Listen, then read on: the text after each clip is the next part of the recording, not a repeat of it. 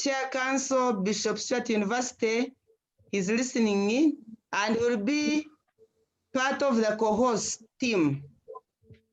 We have Dr. Robert Mugabe, who is going to give the general overview of Bishop Stuart University strategic plan. Then we have Professor Waswa Barunya, the principal of Makerere University Business School, is an entrepreneur, a successful one, and is going to give us entrepreneurship at true-derived institutions of higher education in achieving their mission and vision. And we are going to have our very own, Our Lady, Dr. Betty Ezati, Associate Professor on the role of National Curriculum Development .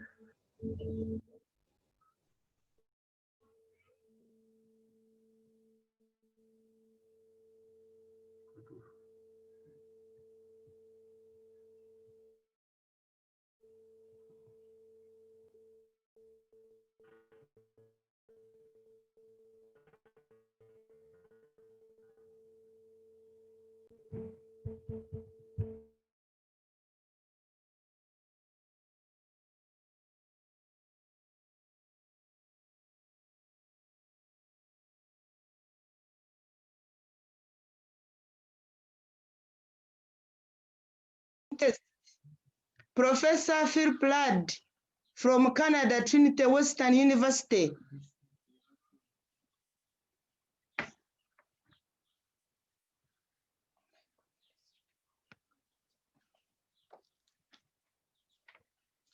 We are having our very own. Yes, now you can see my face. Thanks very much to the IT. We are going to have our very own Professor Phil Plaid, the Provost or President or Vice President of Trinity Western Canada, who is going to give us an inside story of the university partnerships in achieving their mission and vision, who is a part of our partners who already have an MOU. We have a first center of Bishop Stuart University. If time allows, we shall request the team to show you the center so far we have established, and our program is already at the National Council for Higher Education. And vote of thanks from Professor Kenneth Kagame, and our Chancellor, our very own, will conclude. This is the program of the day. And without wasting much time, I'm requesting a prayer from Right Reverend Dr. Fred Sheldon Mwesigwa to start off the meeting with the word of God. You are welcome, our Chancellor. Thank you very much. Thank you very much, Professor Mauda Kamatenesi. Let us pray. Our dear loving Lord, we give glory and honor to you for who you are and what you mean to us. You reign in our hearts. Let you reign in Bishop Stuart University. Let you reign in our planning. Let you reign even in this difficult time of COVID-19. May you bless us and guide us with this interaction, a unique one, new technologies, new ways of doing things. We pray that you bless us. Each participant that will be able to contribute, may you use them well, so that ultimately at the end of it all, whatever we plan, whatever we say, whatever we put together, will be aimed at lifting Bishop Stuart University from one level to another, and that the goal for which this university was started, of witnessing in practical ways, witnessing in the community, the love of Christ, will be seen. Bless us. We thank you, we praise you, we honor you. Through Christ our Lord, we pray. Amen. Amen. Thank you very much, our Chancellor and Chair, Board of Trustees. We have introduction of panelists. but I've just gone through it briefly as I was introducing the program. And briefly, I'm also going to mention their names and hear them, then we shall go straight to our very own. And the Chancellor, Right Reverend Dr. Fred Sheldon Mwesigwa is the host to give the preamble and opening remarks. Then we have Dr. Robert Mugabe, who has been part of the team that has been drafting and reviewing the strategic plan of Bishop Stuart University. He is going to give us the strategic plan general overview. And we have Professor Waswa Barunya, the principal of Makerere University Business School, who is going to show us is entrepreneurship a true driver at institutions of higher education in achieving their mission and vision. I have been listening to him. He's a renowned speaker, and most especially about the fourth industrial revolution. We are also having Associate Professor Dr. Betty Ezati, the former chair of National Curriculum Development Center. She's going to give us the roles of NCDC in aligning secondary schools curriculum for higher education. We are also going to receive Professor Aaron Mushenjezi, the Vice Chancellor of Uganda Christian University, about using modern ICT and e-learning technologies in higher education. And we have our special guest from Canada, part of our mentors, part of our collaborators, Professor Philip Ladd, to give us an inside success story of university partnerships in achieving their vision and mission. I am requesting that we welcome each other. For us as Bishop Stuart University, we are welcoming all of you. And now I take this singular honor to welcome our very own Right Reverend Dr. Fred Sheldon Mwesigwa as the host to take over. Welcome, Chancellor. Thank you very much, Professor Mauda Ujisha Kamatenesi, for coordinating, for mobilizing, organizing for this very important gathering, which is across the globe, and this shows the new way. I will have some remarks to give, but I will begin by a welcome to all of you. This is a very special moment, and I appreciate also the chairman of University Council, Professor Kagame, who is at the campus itself. It is a great pleasure for me to welcome warmly the different people who have been mentioned, but I will also add my voice to Professor Mujisha by welcoming Professor Laird and Trinity Western University.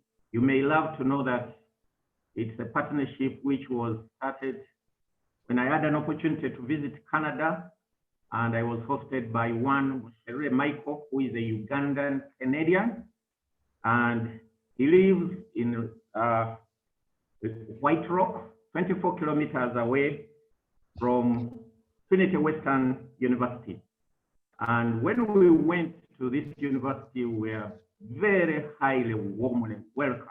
I've never forgotten the experience we had. And I must say this, Trinity Western is a Christian university,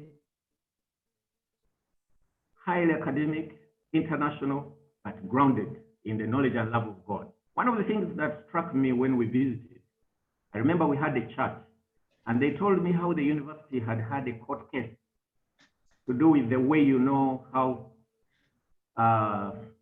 certain powers have issues with Christian universities. They would talk for themselves best, but they were able to win that case. And I was amazed that there is a Christian university out there in the advanced countries, and many people don't think about this. Anyway, thank you, Professor Laird. You're welcome. Professor Mushenjezi, you are welcome. From UCU. Only, I think about 1 month ago, I was the chairman of UCU Council. I've been the chairman for the last 4 years. I thank God that during that time, I presided over the activities which led to the welcome of Professor Msengezi. We are so glad to have you. Professor Balunyua, I read your articles, a lot of them. Thank you for that contribution. Great. Dr. Zaki, Dr. Mugabe, you're welcome, and all the others. Let me go straight.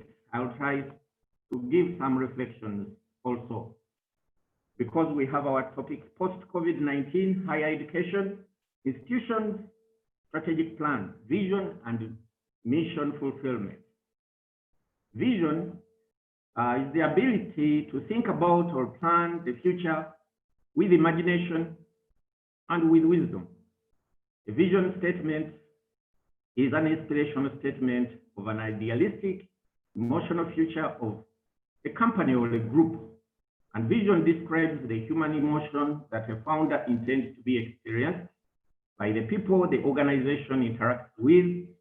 It grounds the group so that it can actualize some existential impact on the world. And when we look at what mission is, it's an important assignment given to a person or a group of people. And when we want to look at mission statement, we can say it is a short statement of why an organization exists, what its overall goal is, identifying the goal of its operations, and what kind of product or service it provides. What unique product are you providing? Its primary customers or the market, and its geographical region of operation, where it is best. Mission, as I say, when you get the document, you will see it will be saying mission defines your purpose in brief, and vision extends your mission to an ideal future state. That is a kind of summary of what it is all about. The philosophy of BSU, many times when I'm saying BSU, I'm almost saying UCU, because I've been there many years. Generating holistic competencies while building servanthood character by guiding society in scientific, technological, innovative, and skills relevant to social, political, and economic transformation. The mission and vision drives this. We see that if you look at Bishop Stuart University vision, it says, to be a university for recreating the African society with competence, best academic excellence, Christian values. Previously, before I became chancellor, that one was talking about human values. And I said, you people, what are you dealing with here? You know what human values are about? That may be taking you to another different ball game of the secular world in which we live. So Christian values, we are very deliberate, and entrepreneurship, the one where our brother, Professor Balunyua, is guru. You add that with values, then you are there. Our mission, to produce multi-sectoral leaders or operators who know the way, show the way, and go the way for the Africa we want. Which way, by the way? This is the way of Jesus Christ. I don't know why we were very apologetic when we designed this. Perhaps we may need to revisit it, because this is the way of Jesus Christ. That's what we are talking about. We don't have another way. I don't know whether legally that would be a problem, but that's what we need, the way of Jesus Christ. The vision of BSU can be archived by BSU's strategic position. Bishop Stuart University builds to educate and nurture national and international graduates who apply their talents and skills to advance an African society with multi-sector leaders, as I've said, who know the way, show the way, and go the way of Jesus Christ. The university seeks to meet its vision by promoting research, science, technology, innovation, and entrepreneurship as the overriding theme of its education. Importantly, this is not mere another task for the emergency team, response team, but represents an opportunity for an institution-wide approach. The future will indeed be different, and many of the assumptions under which colleges and universities operate will fundamentally evolve. The global impact of the COVID-19 has confronted college and university leaders with sudden and complex public health and economic challenges. But this moment also allows institutions to reaffirm their fundamental purpose, recommit to their core values, and build a long-term vision upon the foundation of their traditions and core strengths. And in our case, our key core is the Christian values and the core objectives that we have, and the motto, our God reigns, and all that. In this context, clarifying strategy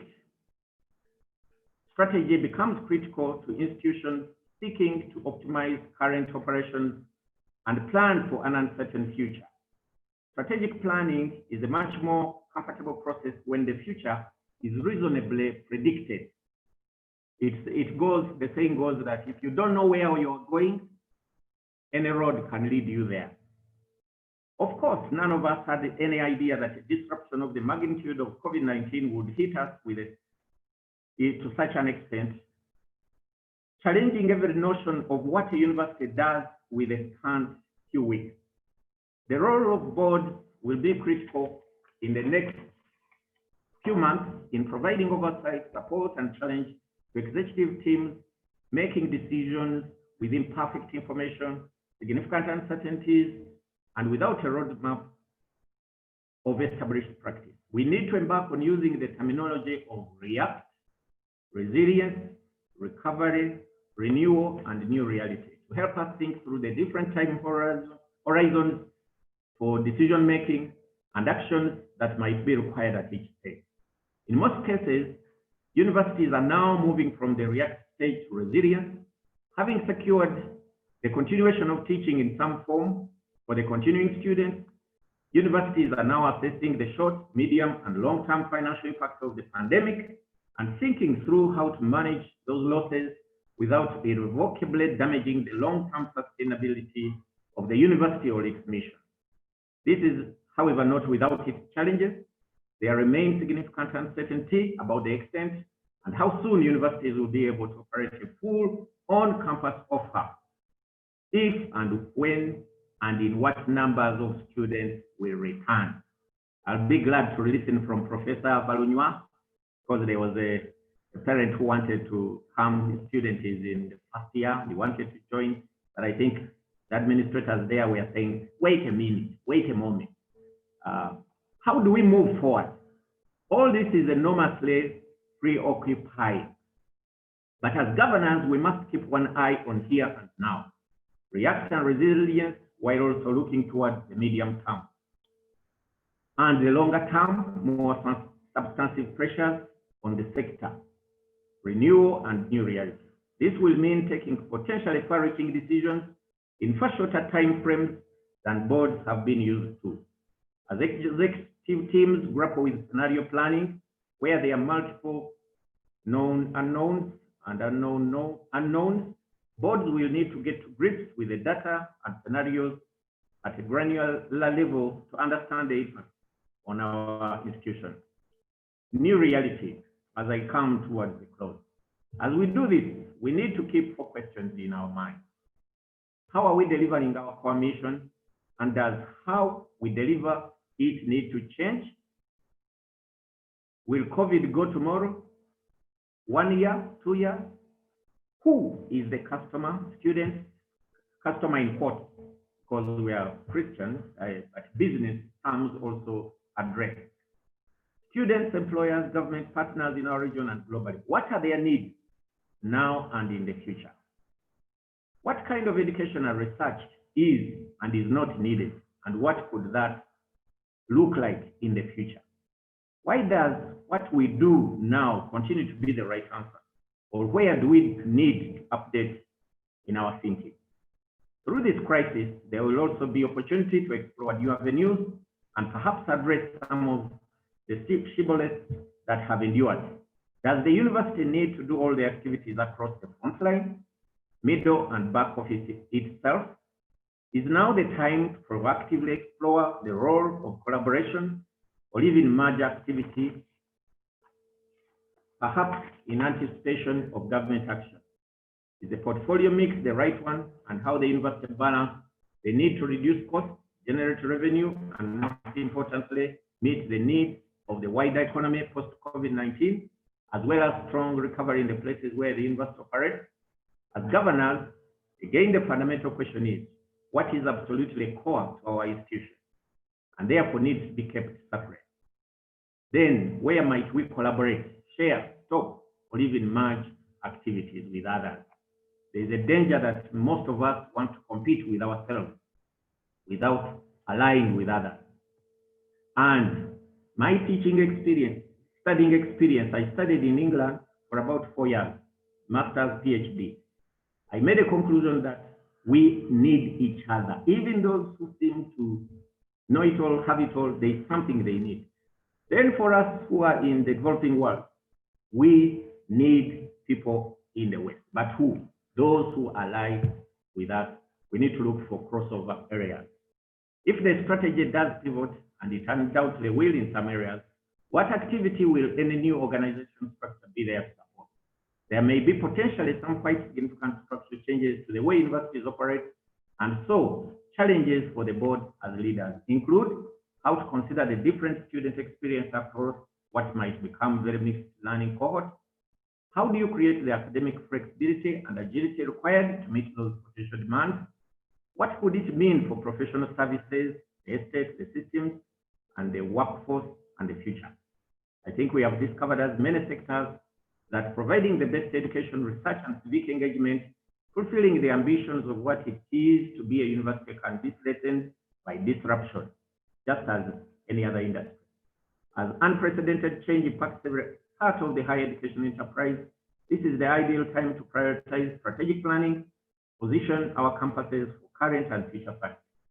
Through the COVID-19, higher education has demonstrated that our campus communities are resourceful, can be innovative, responsive, and adaptable. Community relations and strategic communication. The SWOT analysis and strategic planning provide the opportunity to expand the role of parents, families, alumni, external partners in helping our institutions to reach organizational goals. With external partners like Trinity Western and others, we need to ask who are your main external constituents and how can you better engage them in your campus community to fulfill your mission? How can you more effectively tap the expertise of parents, family, and alumni to support the success of students? Where can you expand departmental partnerships to address larger institutional goals? Strategic communication.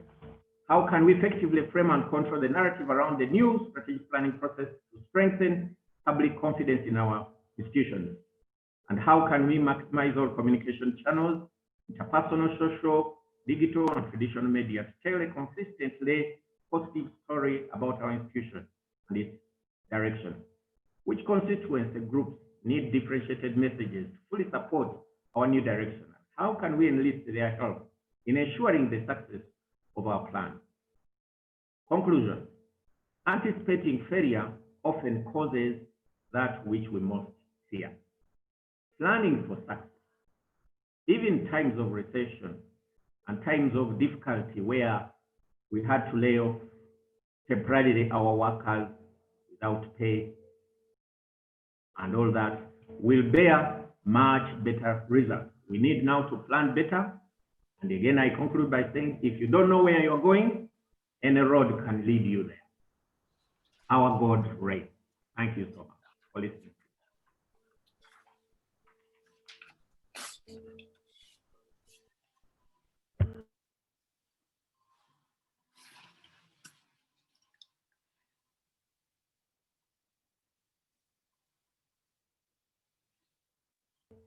I'm done. Where is Professor Mauda?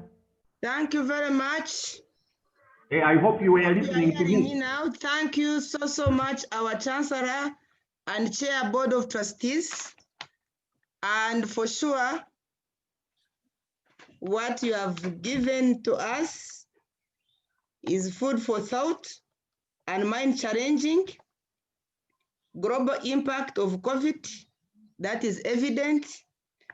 We are all now thinking, what next? Of course, you are in the know Bishop Stuart University is now going to teach under Odell Open Distance e-learning. We have already been certified by National Council. The role of Board of Trustees, for which I have emphasized, and even the way you have said you are interested in hearing from Professor Varunya, we are also eager to hear from him what enterprises can we bring on board for universities now. And of course, the new realities and our external collaborations, as you have talked about, Professor Ladd, we are also going to hear from him, and the role of alumni. Thank you so much for these key and important ideas, and I'm sure the team working on a strategic plan, we are taking note.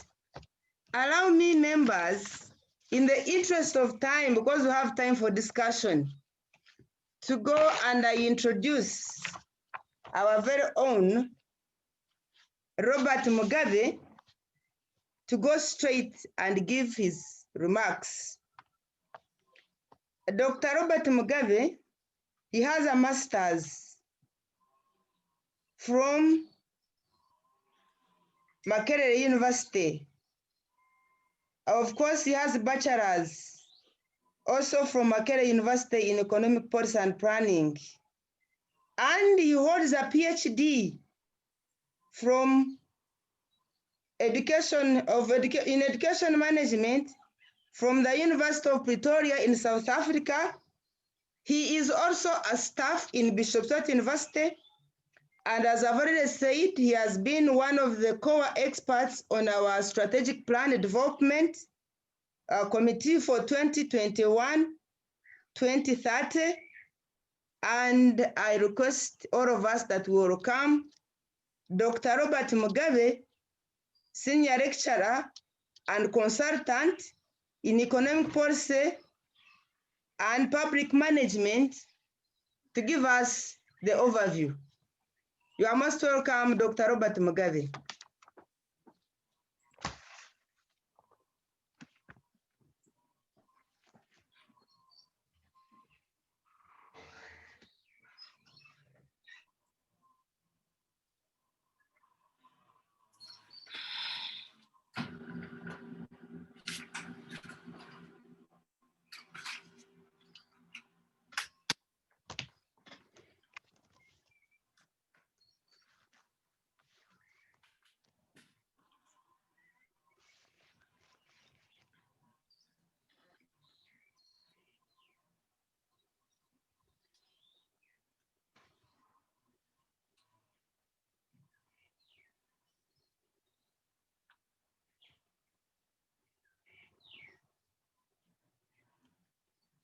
Dr. Robert Mugabe,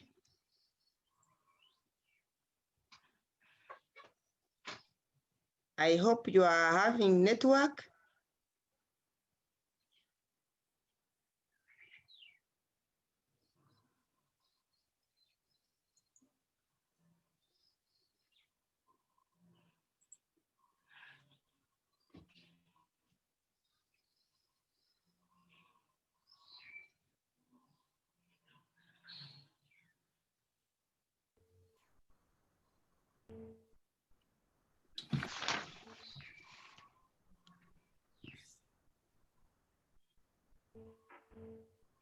Dr. Robert Mugabe is going to share his presentation.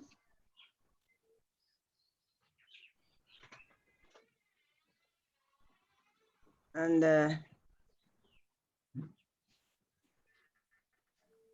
Hello? yes, Robert. Are you hearing me? Yes, we are hearing you. Please go ahead.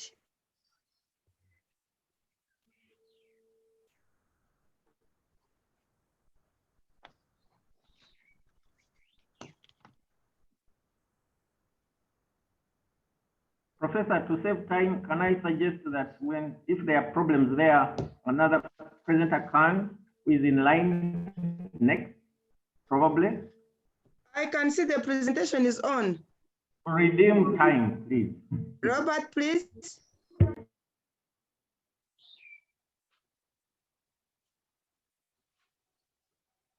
Robert, may you go on?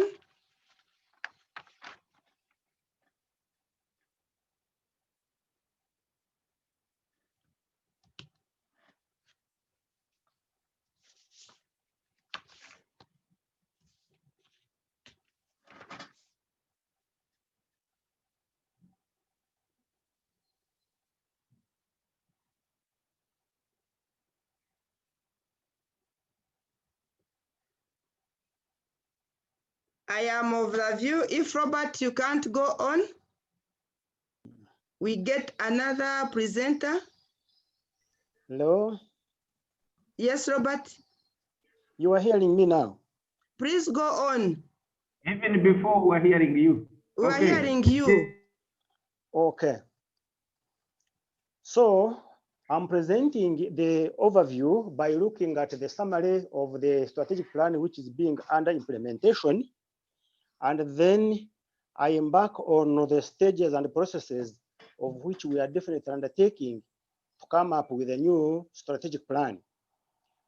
So the old strategic plan, as our bishop has already mentioned, operates on the philosophy generating holistic knowledge while building servanthood character by guiding society in selected innovative and relevant skills in scientific, social, political, and economic transformation. The old strategic plan 2012-2020 is operating on strategic positioning, which is the main goal of this strategic plan, is to enable BSU of Bishop Stuart University to achieve excellence in the fields of research, teaching, administration, and support services. The vision is to be a university for creating the African society with academic excellence, Christian values, entrepreneurship, and Christian value entrepreneurship. The mission is to build to produce multi-sector leaders or operators who know the way, show the way, and go the way. And our motto is our God reigns.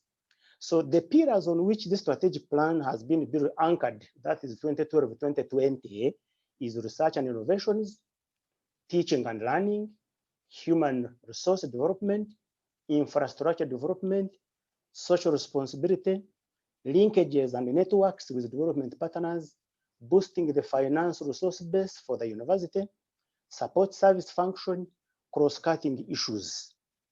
So the 2012-2020 strategic plan marked the period of expansion and growth and provided a strong foundation for university to continuously be recognized as among the highly ranked universities in Uganda, according to latest ranking. However, this strategic plan has been and is still operating on major challenges. And these challenges are limited funding to meet financial requirements for the university, meaning there is a heavy dependence on fees, variations in projected student numbers, and then we look at limited revenue sources, and then we are looking at the students dropout, default on fees and value at risk, staff development, that means we have limited sponsorship of PhDs in some disciplines, university-owned accommodation facilities for students is also lacking. Then there is also a challenge of creating facilities upgrading, which is not yet done. Science, ICT infrastructure, and entrepreneurship skills acquisitions, there is high cost of access and rural poor network, also the attitude building.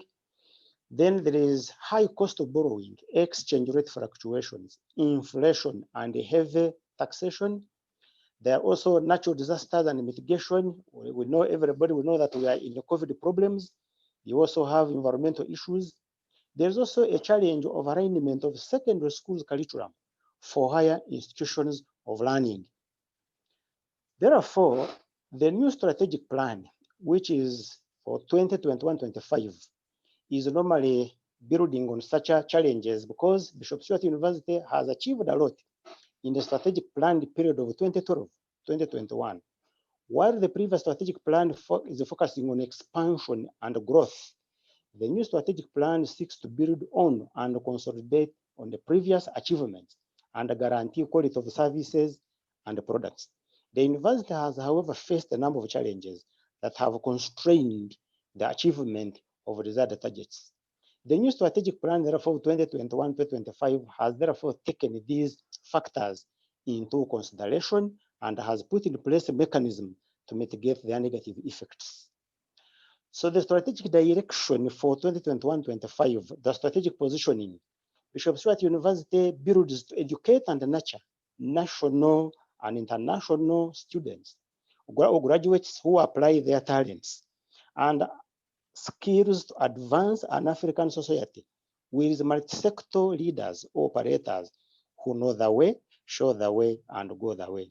The university seeks to meet its vision by promoting research, science and technology, and innovation, and entrepreneurship as the overriding themes of its education. The vision: to be a university for recreating the African society with competence-based academic excellence, Christian values, and entrepreneurship. The mission is to produce multi-sector leaders, operators who know the way, show the way, and go the way for the Africa we want.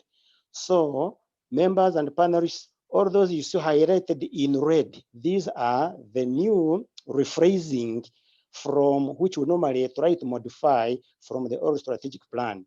And we put them in red in a way that you can visit them, see them, and then advise on whether we should retain them or whether again we should change them. These highlighted in red. We also say that since we are in a competitive world, we also try to put in place a marketing slogan, unlocking the potential. This one will help us on how we can position ourselves in the market. The philosophy of Bishop Stuart University, generating holistic competences while building servanthood character by guiding society in scientific, technological, innovative, and skills relevant to social, political, and economic transformation.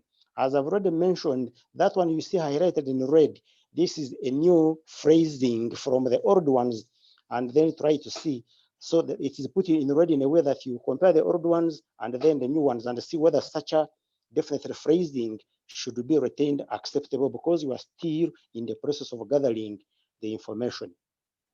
The new strategic plan 2021-2025 is proposed to be anchored on 11 strategic pillars, and these are research, innovations, entrepreneurship, and industrialization, teaching and learning, human resource development, infrastructure upgrade development, technology and industrialization, finance sustainability, support service, internationalization, collaboration and partnerships, community engagement and social responsibility, religion, governance and modernity, and then we have cross-cutting issues that normally look at gender, environment, and health.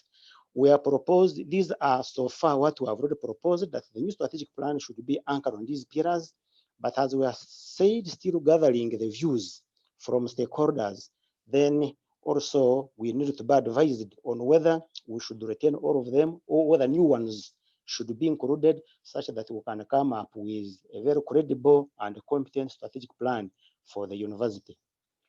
Strategies required to achieve each strategic objective. Each pillar has a strategic objective to be achieved, but also to have what we call the strategic action to be achieved. But this presentation is looking at the pillar with a strategic objective. So pillar number 1, research, entrepreneurship, and innovations. What is its strategic objective? To promote knowledge generation, creativity, innovations, and outreach services. Pillar number 2, what is its strategic objective? Pillar number 3 is on teaching and learning. The strategic objective is to develop and deliver market-responsive academic programs that foster innovatively and industrialization. Pillar number 3, which looks at human resource development, the strategic objective is to strengthen human resource capacity. Then pillar number 4, how do we intend to achieve it, or what is suggested to be strategic objective? Infrastructure upgrade development is to expand, maintain infrastructure and ICT capacity. Then pillar number 5, we have proposed technology and industrialization. Then its strategic objective is to innovate, implement, and apply new and existing technology, ICT capacity. Then pillar number 6, which talks about financial sustainability. Each strategic objective would be to boost a sustainable resource, finance resource base for the university. Then pillar number 7, what we call support staff function. What is the strategic objective? To promote supportive student services. Pillar number 8, internationalization, collaboration, and partnerships. What is its strategic objective? To develop strategic partnerships and collaborations. Then pillar number 9, community engagement and social responsibility. The strategic objective is to be a university that supports and gives towards a collective community development. Pillar number 10, religion, governance, and modernity. What is going to be strategic objective? To strengthen religion, governance, and management systems. Pillar number 11, cross-cutting issues. Each strategic objective is focusing on gender, environment, health, and climate change. So, since now we are still on the process of gathering views, these views I can say were collected from internal stakeholders and some members of external stakeholders. And therefore, our prayer and wish is that this conference, this we are on now, will help us to enrich and get more detailed information which is relevant that we can incorporate and then reach a consensus on how we can come up with a clear, competent strategic plan that can help this university to move forward in the next 5 years. I thank you so much for listening to me.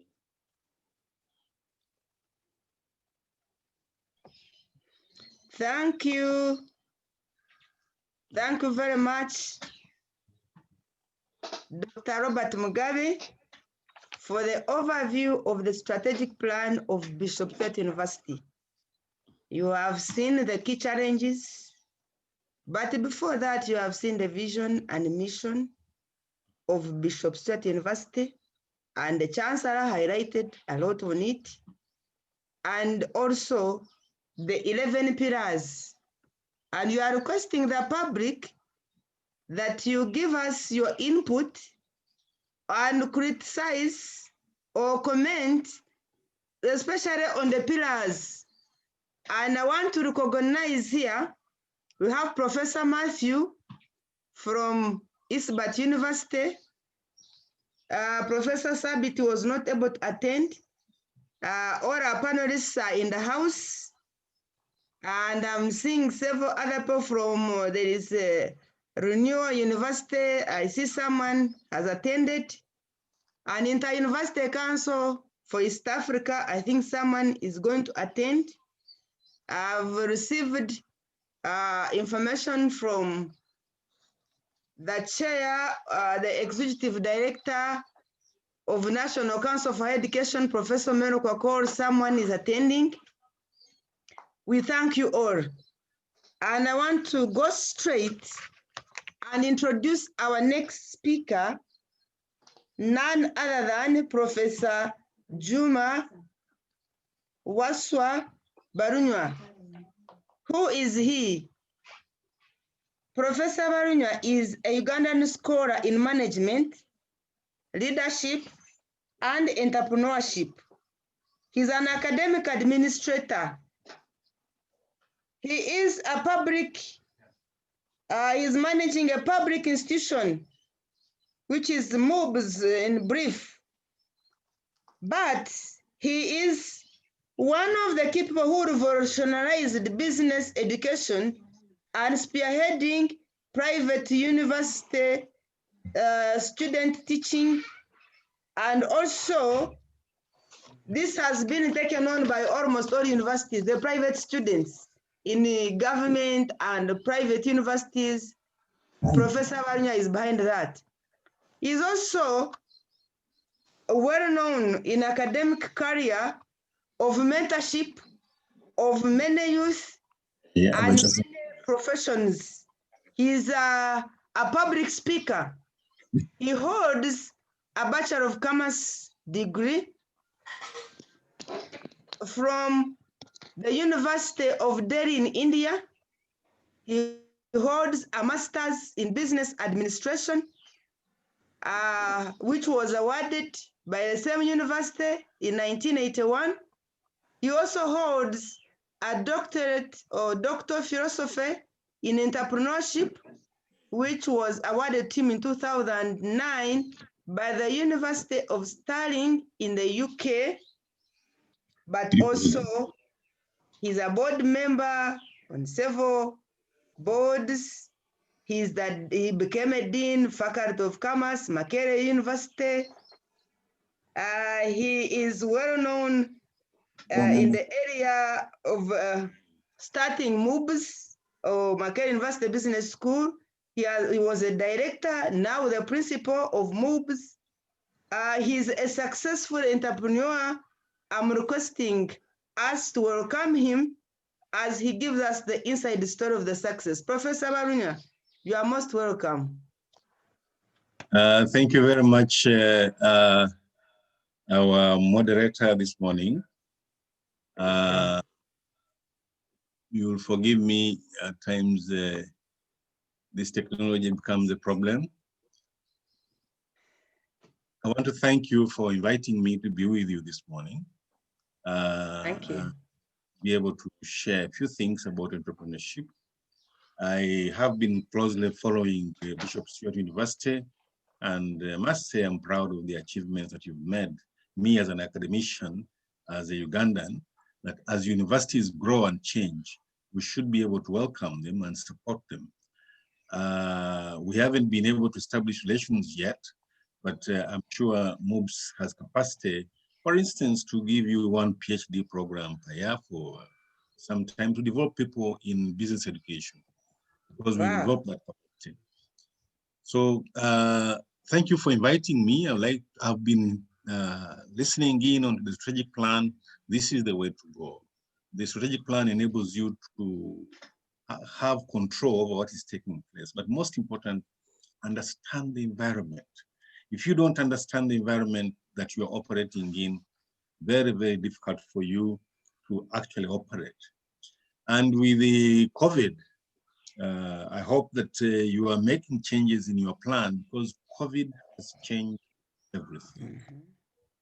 What you had thought about a year back is different. It's gone, it's finished. We had wonderful plans, but we are now back on the table wondering what to do in light of the impact of COVID. We have only final year students in the school. How do we manage the others? And those universities that generate their own funds like we do have a big problem, because we had not finished semester 2, so had not paid all the money. Now we are trying to finish semester 2. We don't have all the students, and that you have to keep on with the resources. So my topic this morning is entrepreneurship a true driver to institutions of higher education in achieving their mission and vision? And I've been listening very intently on the mission and vision of Stuart University. You got it right. Mission should be able to show the benefits, to the public. What is it? And the vision should be able to for you to see where you are going. As the chancellor said, if you don't know where you're going, any road will take you there. So in my presentation, I want to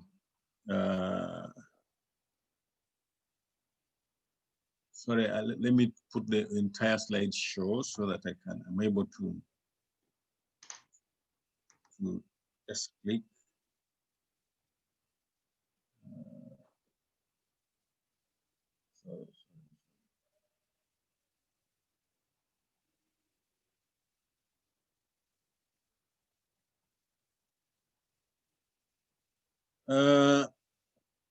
Just going back a little bit. This is my presentation format. I want to talk about universities and their roles. Of course, I don't want to spend a lot of time there, but I want to bring up the issue of funding of universities because it impacts on the issue of entrepreneurship very much. Then we look at what is entrepreneurship, and I want to dwell on an entrepreneurial university, what challenges it has, what it constitutes, and what is not an entrepreneurial university, and possibly the way ahead, where do we want to go from here. So we are looking at what is a university. We all know what it is. I don't want to go into that. And I'm using the word university rather than Institute of Higher Education deliberately because that's where I have been. And I know I've been working with technical and vocational institutions, their issues are completely different from those of mainstream universities. They need a lot of government support, a lot of equipment. So really, it would not be appropriate for me to use this to refer to technical and vocational institutes of higher learning. So the roles of the universities are known. There are mainly three: research, teaching, and service to the community. But all this is determined by the funding and the infrastructure and the staffing. And when you look at the staffing, you are looking at a chicken and egg. To be able to get good researchers, you must have good staff. To be able to get good staff, you must have good researchers. To be able to teach well, you must have good researchers. To be able to research, you must have good teachers. It's all connected. And once you get it right, then you are able to move the institution in that direction which you want it to go as an entire institution. So let's look at the funding of universities. I'm talking about this because it's very important that a country, if you look at Europe is mainly funded by government, whereas Britain and North America are funded by private sector and businesses. So it's important for us to be able to understand the funding of universities. I've been looking at various universities that we have. For instance, when COVID was announced, private universities had to close. They even laid off staff. While government universities, we've not been teaching, but we've been having a salary. That makes a lot of difference in the lives of the university. So the method of funding impacts on the role and the activities of the university. We must appreciate government. Recently, they gave 30 billion shillings to Makerere for research, but we are all saying, okay, why Makerere? Why not Bishop Stuart? I think government must go out and provide funds to all public universities to enable them perform their rightful role. So Bishop Stuart, you need also to, through the Vice Chancellor's Forum, put some pressure on this so that we can get some research funding, maybe for all universities. Let every professor, let every university lecturer apply for this money somewhere so that they can use it. So what is entrepreneurship? Entrepreneurship is searching and exploiting opportunities. It is generating ideas, especially on a continuous basis. That's what we call creativities. It's creating products. This is what we call innovation. Innovation is closely associated with entrepreneurship. Whenever you see new ideas coming up, there's somebody called an entrepreneur behind them. And whenever you see new products coming up, there's somebody with a creative mind. But not all creative people go out and generate ideas. And entrepreneurs initiate change. Change is extremely important. And the biggest driver of change is innovation. You can see creativity creates innovations. Innovations creates change. And this is the role of an entrepreneur. And for you as a university, where do you see yourselves in this?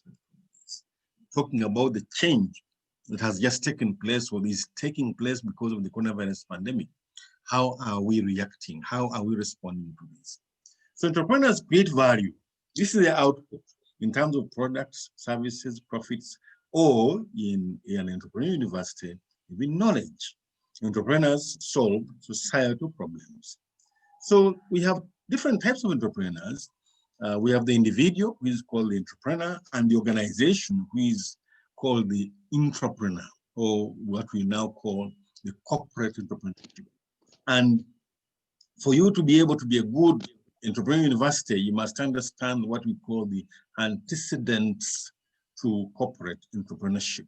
That is, those are the things that you must put in place for you to be a good entrepreneurial university. So what constitutes an entrepreneurial university? These are the key things: leadership and governance. What kind of leadership? Visionary leadership. Leadership that sees things differently. Leadership that is not stuck in the mud. Leadership that is forward-looking. Leadership that has strategic view of things. And good governance in place. Good governance, being fair, having various things that enable you to move the institution ahead. Of course, the organizational structure, while this makes the entrepreneurial university, is also the major hindrance to it, as you see when you look at some of the aspects. So the organizational structure is extremely important. The flatter the structure, the more entrepreneurial it is. The deeper the hierarchy, the more difficult it is. We also have structures of getting ideas from people. Do you allow ideas to come from below to the top? That is how ideas, new innovations are going to come up. And of course, support from stakeholders. You know, management itself must support. If top managers don't support ideas from below, you can't succeed. If your stakeholders, your council, your public, the press cannot support you, you can't succeed. If the press is out to take you out, you definitely will not live, you will not succeed as an organization. And you can see it in some of the organizations that we see around. Of course, entrepreneurship teaching is also one of the aspects that are important in getting the organization to be entrepreneurial, the university to be entrepreneurial. And a culture of entrepreneurship, a culture of promoting new ideas, a culture of tolerance, a culture of allowing people to make mistakes.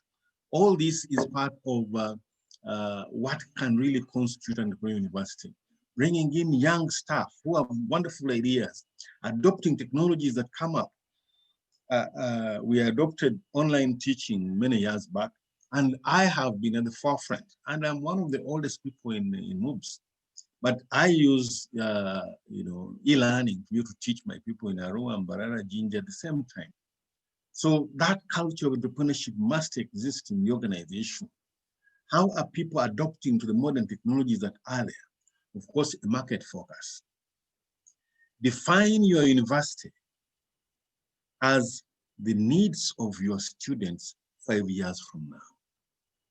That is your university. If you cannot see the needs of your potential students 5 years from now, you don't have an institution. Of course, if it is government, we keep on, we go on, we somehow we live on, but not in the way that is entrepreneurial, not in a competitive manner. You don't create value that way, Of course, you must also be flexible. This is what constitutes an entrepreneurial university. What is not an entrepreneurial university? It's not a startup school, because I hear many institutions saying, we are creating entrepreneurs. I don't think that's right. You see, it's like leadership. Create in an organization conditions for different leaders to emerge and succeed in terms of the succession planning. So even in universities, create institutions that, create an environment that enables entrepreneurs to emerge, rather than to simply say, whoever comes out of that must start a business. And an entrepreneurial university is not something that simply adopts business practices. Of course, one of the key things of entrepreneurship is being efficient, as you see, but it's not simply adopting them the way they are. University is different. University is very, very different. Researchers, very well that when you're writing a novel, you build up the tension to the end. In research, the problem must be stated right from the beginning. So it's not a business. It's not an assembly line where you simply, put students on the line and get them out. It's not an economic development agency, but the university can start business ventures to create value, besides the teaching aspects. And this is not easy also. I was a chairman of the commercial board units in Makerere for a long time. We structured them, and somehow we never got the right thing in these institutions. I must say that in MOOCs, we have desisted from going into them because of spending too much time on them if you really don't scheme them out very well. So it's a reflection of entrepreneurship, but not necessarily something that you want to do unless if you have a way of ensuring that it does not consume your time. When you got into MOBS, I'll tell you something. The first problem I had was we have no salt in the dining hall. So I asked how much does it cost? It was 60,000. But salt can cause a strike in the university. So you spend a lot of time on non-academic issues. You must be able, as an entrepreneur university, must balance out these things in such a way that you are able to do your academics, but you are also able to ensure the welfare of both your staff and the students. So why an entrepreneurial university? Why do we need to be entrepreneurial as institutions? There's need for us to adapt changing conditions. Universities in the previous century were slow to change. There were universities, there were places, when I joined Makerere, most of the professors were wearing the bitengis and they had unkempt hair, and we respected them that way. Because I was a young man then, I wanted to find a way of fitting in, so I decided to wear suits and white shirts and ties. And I created that culture in the business school. Today, most of my young lecturers want to wear tie and, so you must be able, as an entrepreneurial university, must be able to adopt changing environment. You need to stay relevant. If you are not relevant, if you can't be relevant, then you disappear. You become obsolete. Who wants to talk to you if you're not relevant? And you need to use your resources effectively, efficiently and effectively. Resources, we're all short of resources. We want to use our money very well. And if you do not have an entrepreneurial mind that looks at value, then you will not use your resources well. Yesterday I was presenting something in exit meeting, and they said, "Why don't you have vehicles?" I said, "Vehicles are a waste of money. We only have 2 vehicles for the principal and deputy principal, and pool vehicles. We don't have a vehicle. Why don't you give deans vehicles?" I said, "I give them fuel. It's more efficient that way." And so I told them about the concept of revenue consequences of capital expenditure. You're going to get money from somebody, buy a vehicle, then you have to run it. You need fuel, you need maintenance. And then you need books, you need internet. So all these are very important. The entrepreneurial mind is going to look at all this and say, how do I create the greatest value out of the resources that I have? So rather than simply have 10 vehicles out there, why don't I have 2 that can do the job? And why don't I give more value to the people that we work together? We had another interesting case when we went to Nakawa. We found there were staff houses there. One of the things I did was kicked the staff out of those houses, turned them into offices, and that was cast. Barunyua, all that. But after 3-4 years, 2 people came to me and said, "Thank you for chasing me out of the house." I said, "What? You see, now I have my own house." And personally, I realized that when I was in Makerere, after 10 years of comfort in a flat, I got an accident. And around that time, Professor Mudola died. We used to stay in the same flat. After 3 months, we said he's replaceable, but the family should get out of the house. I realized that these were clear feet in terms of you as an entrepreneurial mind must look for value and create it. You must use the resources well. So you need to collect more resources, and that way you need to be an entrepreneurial mind. For instance, to manage a commercial unit, you need to introduce new programs and new products. This is one of the nightmares in this country. It's good that National Council is listening in today. If we are not able to adapt to the changing conditions and bring new programs on board, as a country, we shall continue to teach things that are way out of, of the syllabus, that are way out being practiced in the world. But of course, Uganda is still very backward. We still use hose to dig after 100 years. Yeah, so maybe, yes, our curriculum can still think about hose as something to teach to our students. But if we don't have new products that are competitive in the market, As a country, we shall stagnate because we shall not be creating new knowledge. So entrepreneurship is the way that's going to bring this. Teaching it and practicing it is what is going to do this. And there's a need for us to change and grow. There's a growing population in this country. There's a need for us to be able to grow, be able to serve these institutions. But this growth must be relevant to the current conditions. What are the challenges of an entrepreneurial university? Leadership and governance. If you have leaders who,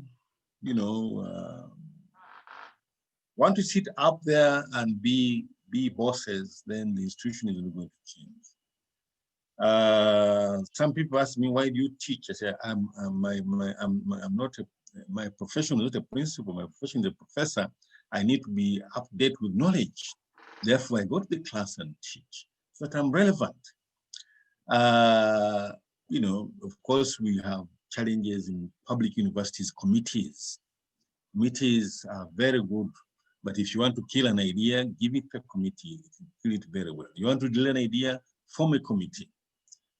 Of course, there's a need for balance. Egos fly up out there as individuals and they do lots of things. They're wonderful birds.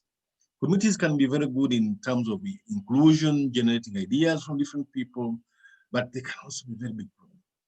Universities are under committees. And one of the things about committees is that they're so slow and they kill wonderful ideas. Bureaucracy. We all have policies. And what's a policy? A policy is a guide to the thinking and action. But our policies are not guides, they are rules. Don't do this, don't do that. And when you don't do this, don't do that, you are creating inertia, you are preventing innovation from taking place. It took us 5 years in the Faculty of Commerce to get Makerere University to accept to run private programs. Well, they looked at us as crazy people. But today, I think 90% of the students in universities are private students. And we need to keep on changing this. But this is because of governance systems and bureaucracies. Funding systems are challenges. With no university in the developing country that is private, that can succeed. That's what I've seen. In MOOCs, we've generated lots of money. I think in terms of yield, we've had the highest yield in public institutions, even when you bring private institutions. But it's not possible for you to run a university that way without grants, without government support. The organizational culture can also be a problem. I remember consulting for one university when it was being started up. They had 200 universities. They wanted a position of Basa, deputy Basa, assistant Basa. I said, why do you need all these people? Why don't you simply have a registrar come secretary for the next 3-4 years? And well, see, we need all this bureaucracy, the structures, the people in place, but it's top heavy, it needs money, it costs money to run. Our campuses have developed in a very interesting manner. You have an administrator there who starts the place. As the numbers increase, you have heads of department, directors, and other people. It's amazing that with, I think, about 1,500 students in Jinja campus, we don't have full buses there yet because it's not cost effective. But, these are challenges that you get, but you must have this in place. And the law is very interesting. The law tells us that you must have 2 deputy vice chancellors. So I don't know how many you have in Bishop Stuart and how many students you have. MOOCs has about 20,000 students, but the law does not allow us to have a second deputy. You see what I'm talking about? So these are the challenges that you get because of bureaucracy, governance systems, laws, policies, procedures.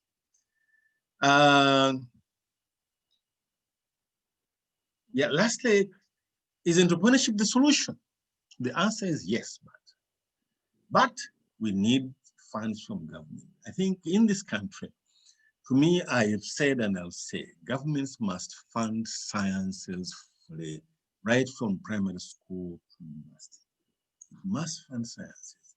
This country will not grow without government looking at science as a key instigator of growth, of change in this country. Government must provide infrastructure to universities. Without that, really, some of us become, is it glorified secondary schools? That's a common word we use. Without infrastructure, really, you can't have an institution. In the developed country like the US, people grant money. You find a building by Kaufman, by Mellon, by so and so. That's their structure. But in our country, with our resources, I've tried to get, with due respect, mention names, Wavamuno, Murana, Mupano, put up buildings for us. They don't have the interest. They don't see what is in it for them. So we don't have that culture. That means that if we are going to succeed, education is primary, is very, very essential. Government must put the money in there. And yes, entrepreneurship is a solution because it enables you to adopt changing conditions. It enables you to adopt modern technologies. Right now, if it was not COVID, I would have driven all the way to Bishop Stuart to attend a conference. But it's so efficient because of this modern technology. Of course, there are things that you miss. You miss a hug from a friend. You miss, sharing a meal together. But, there must be a trade-off. And entrepreneurship enables you to focus on the needs of your customers. I've said, you as an organization, and when I say that, look at MOOBS. MOOBS 5 years now will be determined by the needs of the future customers. That's what we are looking at. What do they need 5 years from now? And with this COVID, what is required now? That your strategic plan must change accordingly. You must remove inefficiencies in all respects. This entrepreneurship, it maximizes utilization of resources that they have. And you must look out and search for opportunities. Ladies and gentlemen, I want to thank you very much for giving that opportunity to make those remarks about entrepreneurship, whether it's a solution for public institutions or not. Thank you very much. Thank you so much. I hope members who are listening in, you have just heard from Professor Barunya. Professor, whenever you speak, I'm always challenged and motivated. And now you can see what you have given to us. Too much on the table, food for thought. I want you to pay attention to all of you that you check in the chat. There are several comments I'm seeing that are coming. People are appreciating. People are saying, this is the way to go. I don't know if I have other words better than that. But I want to say thank you very much, Professor. On next week, an MOU will be on your table. And I'm very grateful you have given us at least one PhD program with BSU. I'm sure we are listening, Professor Gashom, the Dean Faculty of Business. These are national resources. These are national resources we need to share. These are national resources we need to share. We need to create people. We need to build capacity. We can offer a PhD to one of your staff, maybe to come in for the next 3 years. And we can offer a master's degree to one of your staff. We want good staff for the next 3 years. Let's do an MOU next week, and we do this, we improve this country. Thank you. Thank you. That's what it means having visitors at home. You will always get good things. Now, Professor Barunya, I'm very excited. That's the number one I picked, and I can see we are moving further. We have an MOU with Makere. Now we are going to have one with MOOBS. And I'm very much aware you already have one with UBTEB. You are going to run those business courses for which you have started. You are saying we should develop new programs. I think this is the way to go. I want to say time is not on our side. Time is not our friend always. He has said very many good things. Leadership and governance. That is the very reason why we are here. Governance is involved. I've told the chair, council is around. The owners of the university, that's why the bishop has called you. And you have spoken the right team with the right package. And I can see we are all coming on board. Then you have hinted on issues that council has been grappling with of a smaller and leaner management, not a heavy top.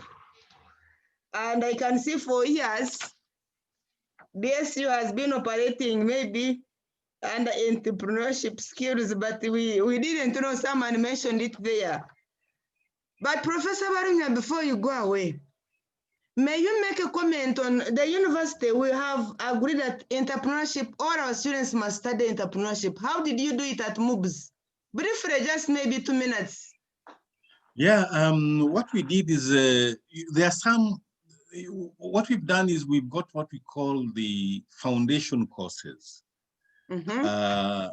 Foundation courses, and then the core courses, and then the integrating courses.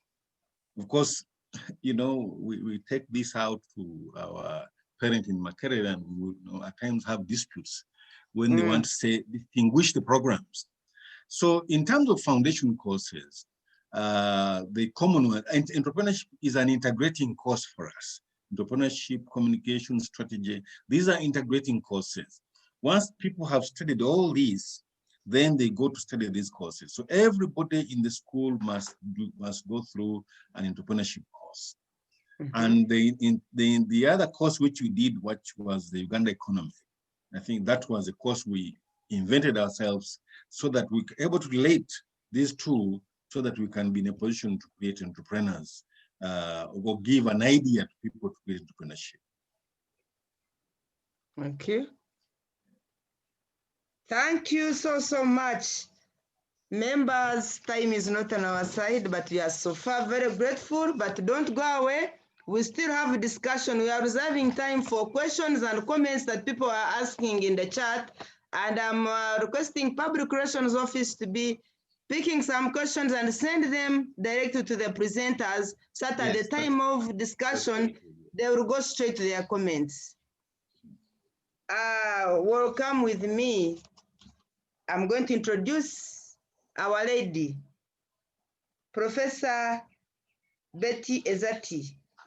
She's the Dean School of Education, Makerere University, and also the former chair of Governing Council of National Curriculum Development Center. That's where curriculum is rolled out, is discussed, and dispensed. Who is Ezati?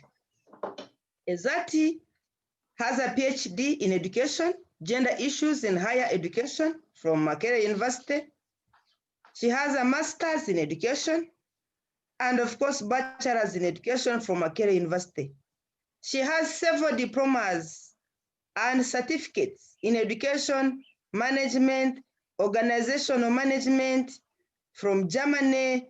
She has been doing gender-focused research methodologies, gender management, and social policy. She is a member of Senate of Makerere University.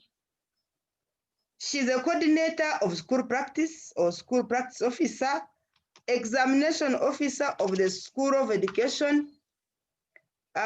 She's a member of the task force for the National Task Force for Lower Secondary School Curriculum Reforms. She's a board member of Makerere College. She's also a governing council member of Uganda Petroleum Institute, Chugumba. She's a board member of Wasichana Foundation. I think there are very many things. She will talk about them herself. Step Up Education, she's an advisory member of the committee. She edits a journal online from Alberta, Calgary. She's a renowned publisher, and she has supervised a number of PhDs and masters. With me, she's a lady of integrity. Welcome. Let us welcome Professor Ezati. You're welcome, Professor. Thank you Thank you so much for that very expansive introduction. Definitely some of them I no longer participate in them. For example, the issue of coordination of school practice, SP, but I did participate in it, but not anymore since I took over office of the Dean. So I'll just like to share my screen.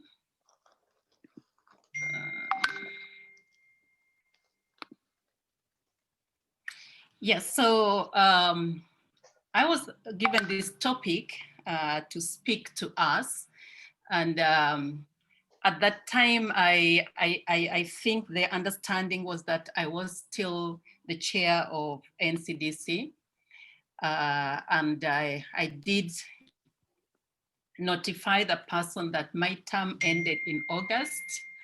And so for the last 2 months, I'm no longer the chair, but I'm still in the membership of that board. I was the chair of NCDC for 6 years. And so I did see the lower secondary school curriculum go through all the challenges that it went through and finally accepted and being implemented. There are still challenges, but usually you're better off moving than stalling in one place. You learn from the mistakes that you make. So I'm actually glad that finally that curriculum is being enrolled. I mean, being implemented.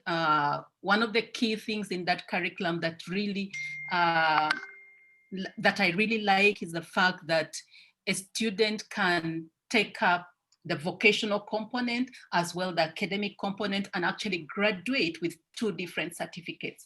Now, this really, if we do it effectively, it should be able to improve the products that get out of our school system. Having said that, just to move very briefly into my presentation, I'm going to look at the introduction and then which are partly mentioned, functions of NCDC and how NCDC and higher education institutions influence each other, and then how NCDC has tried to align secondary school curriculum to higher education.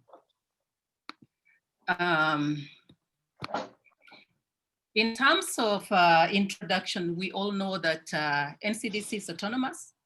It's part of the Ministry of Education organ or entity for that matter, and it's responsible for development of educational curriculum right from preschool up to tertiary institutions. I will speak a little bit to some of the challenges around this a little bit later. In terms of functions, NCDC has several functions.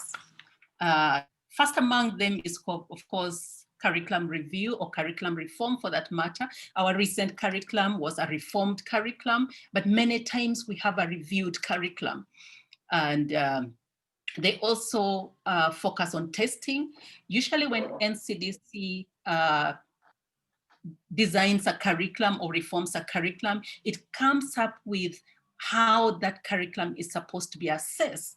And that is then part of UNEB, and UNEB works with that to actually get assessment for the different levels of education. NCDC also coordinates implementation of the curriculum. So when curriculum gets into the schools, NCDC is expected to follow up this curriculum and see how they're implementing it. And that actually takes me to the other aspect of NCDC function, that is capacity building. Capacity building for those who are implementing the curriculum, capacity building to guide in implementation of the improved curriculum, but also the pedagogy. Usually when a curriculum is introduced, many times the expected pedagogy is different from the pedagogy that would have been practiced in the previous curriculum. And so you need that tilt for the teachers to actually be able to effectively implement that curriculum. And that component really speaks to us in higher education. If you realize many higher education in Uganda, there is always a faculty of education. And that means that the products that are coming from those faculties of education or schools of education should be able to actually fit immediately they get into our secondary schools and teach the students as expected by NCDC. NCDC also does a lot of research, and their research is related to how the curriculum is being implemented, how teachers are effectively implementing the curriculum. And usually this research is very informative, even to higher education institutions, because if you are, for example, training teachers for secondary education, then you need to read some of the research reports that come out of NCDC in order for you to be able to improve the training of your teachers. Then NCDC will, of course, draft the scheme of work. They draft the textbooks. So when you see textbooks being produced by the publishers, they normally get the prototype from NCDC, and then they use that to produce textbooks, in addition to teachers' manuals and the specimen, for example. But as I mentioned at the beginning, we need to look at role of NCD and role of higher education as mutually beneficial, because each tend to influence each other. And I give you examples here. If you look at our secondary school system, NCDC will always add additional subject if there is need for that subject as far as society is concerned. And in the past 5 or so years, you realize that, for example, ICT is now a subject for A-level, almost compulsory for everybody who is doing combinations that are related that are humanity-based, and then the science-based do additional math. Now, that means as soon as NCDC says ICT is actually compulsory for humanities-based students, then universities that produce teachers for this secondary school institution should have realized this and prepared teachers for that. But you find that many times we are taken unaware, and then we begin to be reactive instead of being proactive. NCDC sometimes introduce new subjects based on demands. And Prof. Balunya has just talked about entrepreneurship. Entrepreneurship as a subject in our secondary school started a long time ago, but are we really preparing teachers who can teach these students? And how are we preparing these teachers? Entrepreneurship moves out from being a theoretical to a practical subject. How do you actually make student business? That to me is the critical issue, so that somebody gets out from here with this practical information. I remember I think last year, we had we had this collaboration, and Prof. Balunya may not know, but it's MOOCs, and then we also had School of Education come on board and IU board, and we did train our students in the School of Education. And at the end of the semester, students were marketing their products, and they actually got money out of it. So that's the kind of entrepreneurship that I'm talking about. How do we in higher education institution actually prepare for that, given that NCDC has said this subject is an A-level subject, it's a combination. And you may even find that some higher education institutions, and here I'm focusing more really at universities, higher education institutions have not even factored in entrepreneurship as a subject that can be used to admit people into certain courses. So we tend to take long. On the other hand, however, higher education institutions can include new courses. I'm sorry for mentioning subjects, can include new courses in their admission requirements. And once that is done, it directly impacts on secondary schools. And if a subject is not in place, NCDC immediately moves in to include that subject. Higher education institutions provide guidelines for requirements for a program, and those guidelines directly impact secondary schools, and definitely NCDC acts on it.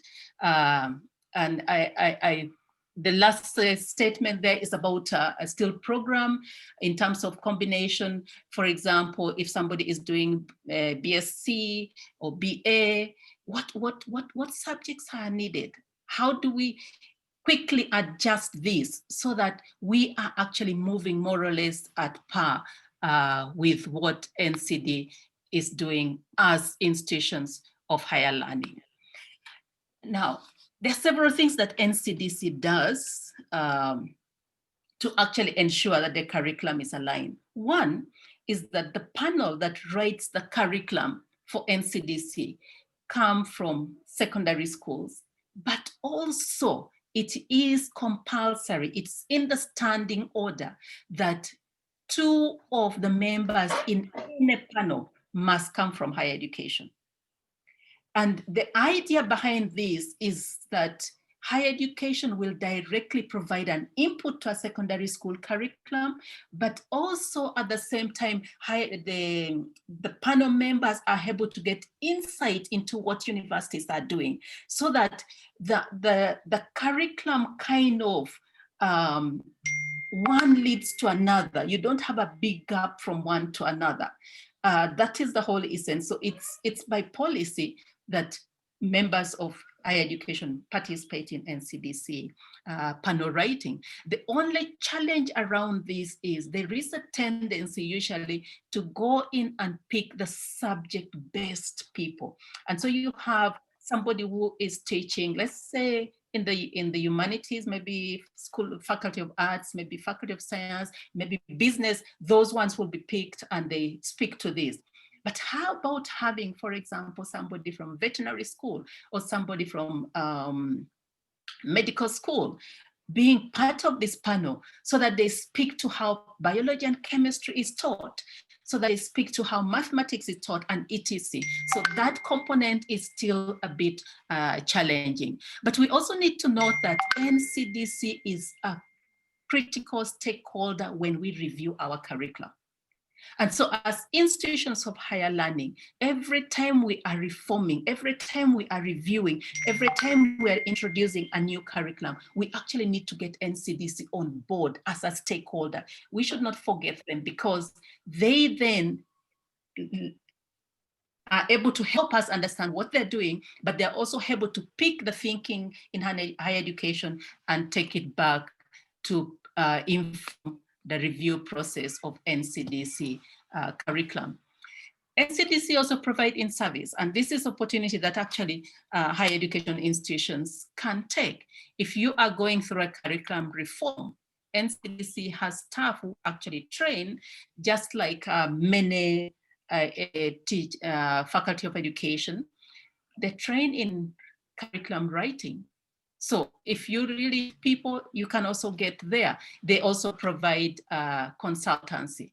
And in all these, they are actually focusing on how best can they ensure that the curriculum that they are offering can take people who are able to do the courses and the programs that are offered by higher education institutions. And still speaking to that, the role of NCDC, I've already mentioned a bit of it, issues of organizing courses. They have not been doing that much, but in the law, they are actually expected to do that. And they're expected to hold conferences. NCDC actually held a conference 2 years ago. And right now, NCDC is the directorate that is housing the Africa Curriculum Association, which is actually affiliated to African Union. And so they speak to the curriculum in Africa. And these are opportunity for us as higher education institution to listen in what is happening in the region, what is happening in Africa, how can we use it to actually ensure that the product we're getting speak to those needs in the region. And again, we know that the students I've mentioned this already, the teachers we train must be able to teach the curriculum that NCDC passes out. One of our biggest challenge is in failure of our teachers to effectively interpret the curriculum, as well as effectively teach it the way it is designed to be taught. And so you find that in the document, the curriculum is beautiful, but the implementation makes it problematic, and the product definitely will have challenges. NCDC disseminates their research findings. Actually, every year there is a dissemination for NCDC research.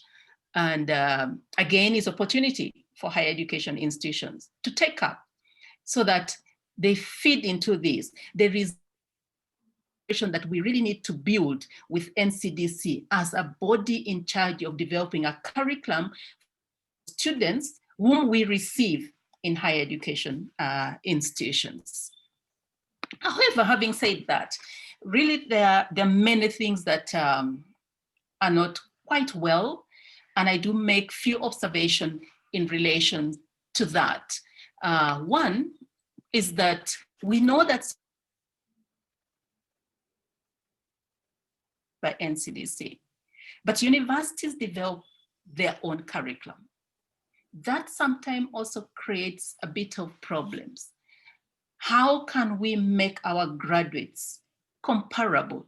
How can we make our graduates even better so that when I am somebody who is recruiting, I know that this graduate is competent in A, but has this additional competence that this other graduate maybe does not have.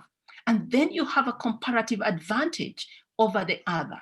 So that calls for us to rethink the way we actually then prepare people. So as you work through your new strategic plan, actually, you are even in a better position now, given the challenges that we've gone through, to really think, what kind of university do we need?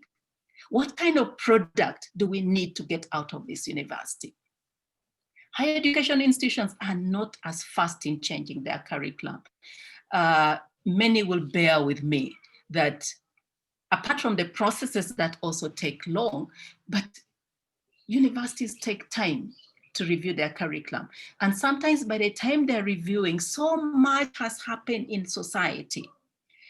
How can we be futuristic so that you foresee some of these things and you're able to factor it in your curriculum? Are we able to plan 10 years ahead and say that the student coming out of our university 10 years from now must have the following competences?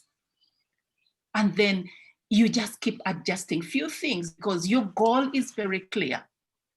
For example, lower levels of education move to competence-based education. I think just moving there as institutions of higher learning. I don't know about Bishop Stuart, how it is right now.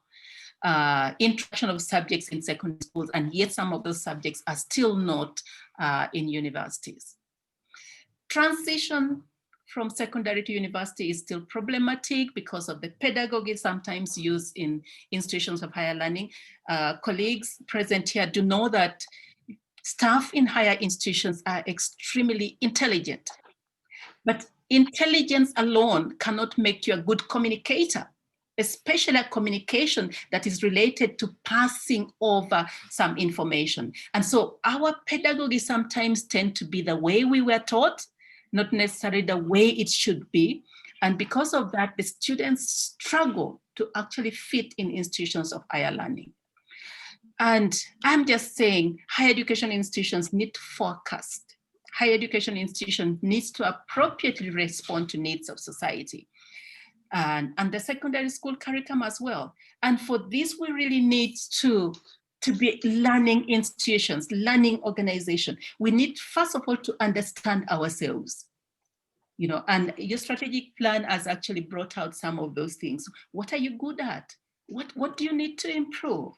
And when you understand yourself, then use that to actually improve your practices. And above all, promote promote team learning, promote collaboration, so that all of you move together towards this goal that you are planning to move to, and establish a culture of inquiry. People normally, when people talk about research and inquiry, then they think about this huge money. I always look at research even as starting from my class. How am I performing? Can I research on my action in terms of teaching? And if I'm able to do that, can I share it with others so that they know that in this challenge that I had in class, this is how I maneuvered it, and my class went well. And in that way, you improve teaching, but you are also building a culture of research. And that research may not require so much money. I know the challenges around money in terms of research, but build this culture of innovativeness. Don't kill it. And I think with that, you will be able to move into a better university. So as I conclude, we do know that the overall education system of a country, really from childhood to university, depends on the product that comes from it. So in higher education, we cannot claim to be doing a very good job if down there, the job is not as good. So we need to begin to pay attention to what is down there and support what is down there if we are going to have a good quality student that comes to our university. So we need to be mindful of the courses that are offered in school, and we need to include the new subjects immediately they come up in our institution. We need to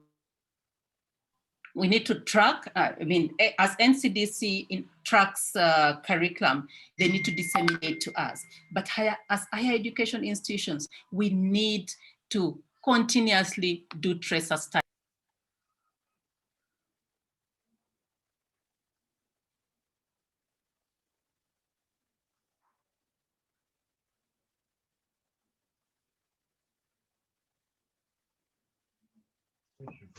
There go. There go.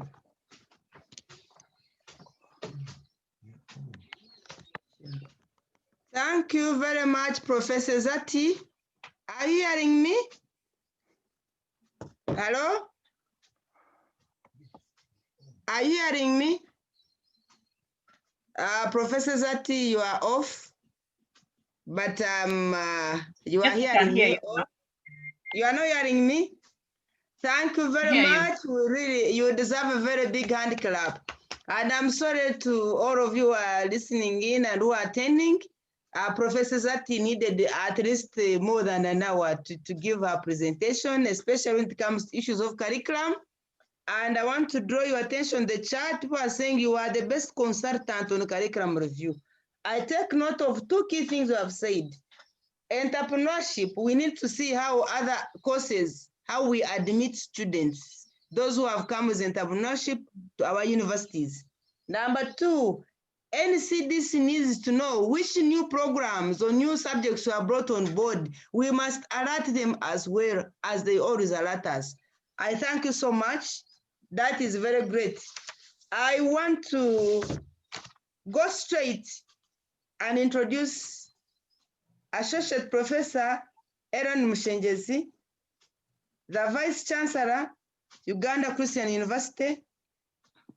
Who is he? He holds a diploma in education. That's why I started. I thought you would say from Bishop Stuart University. That's where I thought you started from.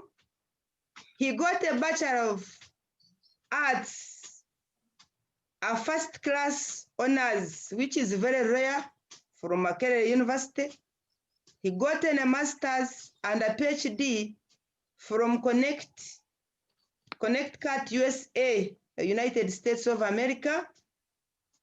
He is the current VC, I think maybe like 2 months down the road.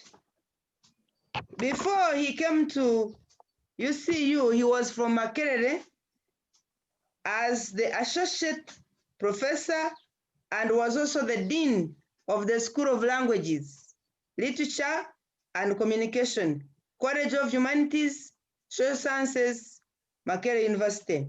He headed the department before of journalism and mass communication. He is the chair council of African Union University, and I want to take the honor to recognize someone from African Union University. I know you are attending, Professor Mwalimu Musheshe. You are welcome to listen to your chair. He was the coordinator of development partnerships. His CV is very rich. I may not be in position to say everything, but Professor Mshenjezi, you are part of us. You are a mentor, our friend. We have a memorandum of understanding with Uganda Christian University. We share many things in common. UCU is the one that mentored BSU. The degrees of Bishop Stuart University, at first they were coming from UCU. So whatever we say, you are our fathers, our mothers, you are our parents. So when you are here, you are at home. Actually, feel free. Professor Aaron Mshenjezi, welcome at home. Thank you, Professor Maud Kamatenesi. Welcome. Maud and I have known each other for the last, I think, 32 years from our days in Barara. Thank you for the opportunity to share with you on this important topic on utilizing ICT and e-learning in higher education. I did share my slides with your IT team, PR team, but let me see if I can find it and share. Are you able to see it? Okay. All right. I am seeing it. Maybe put slide view, full slide view. Yes. There we go. Thank you. So let's talk about using modern ICT and e-learning technologies in higher education. And I'm very glad that the previous speakers have hinted on the importance of really rethinking our modern university. I like Professor Bolunywa's talk about forging an entrepreneurial university. And if we're to move forward beyond this COVID-19 pandemic, one of the hallmarks of our rethinking the universities will have to involve also adopting ICTs and open distance and e-learning technologies. I know you know these terms, but as a teacher, as a trained teacher, we're not supposed to assume that people know, because we begin from known to unknown. By ICTs, we mean a broad range of communication technologies, including the internet and wireless networks, cell phones, computers, projectors, software applications, video conferencing technology, and social networking platforms, as well as other media applications. So often we talk about the soft and the hard technologies, which all work together in terms of the machines and the other softwares that make the machines work well.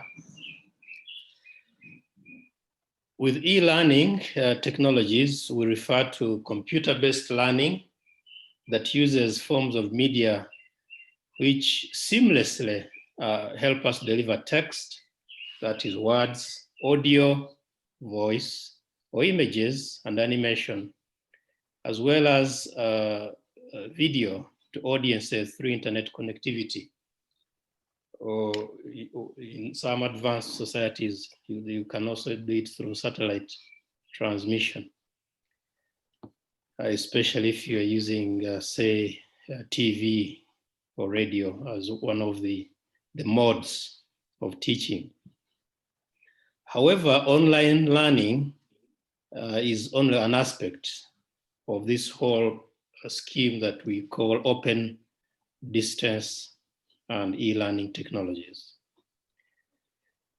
Sometimes we talk about learning management systems to refer to these e-learning platforms. At UCU, we use Moodle, but we are moving now towards Canvas. So we have also built a Canvas platform, which is running seamlessly with Moodle. And these we are trying to augment with other social networking platforms. So we do have Zoom, we do have social media sites. We are very active on Twitter and Facebook. And all these are meant to complement the ODEL technologies because they help with personal and group interaction, especially among our learners and teachers. So VC BSU, the question I want to ask you and ask ourselves first is, are we utilizing ICTs in education? And if we are utilizing them, to what extent are we utilizing them? How is your ICT infrastructure on the BSU campus or UCU campus and other universities? For example, our connectivity at UCU right now is about 85% in terms of Wi-Fi. And for us, we have both our UCU Wi-Fi and also EduRoam. EduRoam is a very good international network platform, which I would encourage you to get on BSU if you have not yet subscribed, because it allows you to move all over the world with your connectivity. So if your phone is connected to EduRoam or laptop, as you travel through Europe or Asia or America, you'll still be able to get access to EduRoam. And I think UCU was the first university in Uganda to subscribe to EduRoam. It's a very good network, Wi-Fi network. What about the local area network? Is your campus fully plugged to local area network? Are all your offices connected? The library and the teaching, the buildings on campus? For UCU, I can say that our connectivity in terms of local area network is very good. And then access to computers per capita. How is the access to computers in our universities for students and for teaching staff and administrative staff?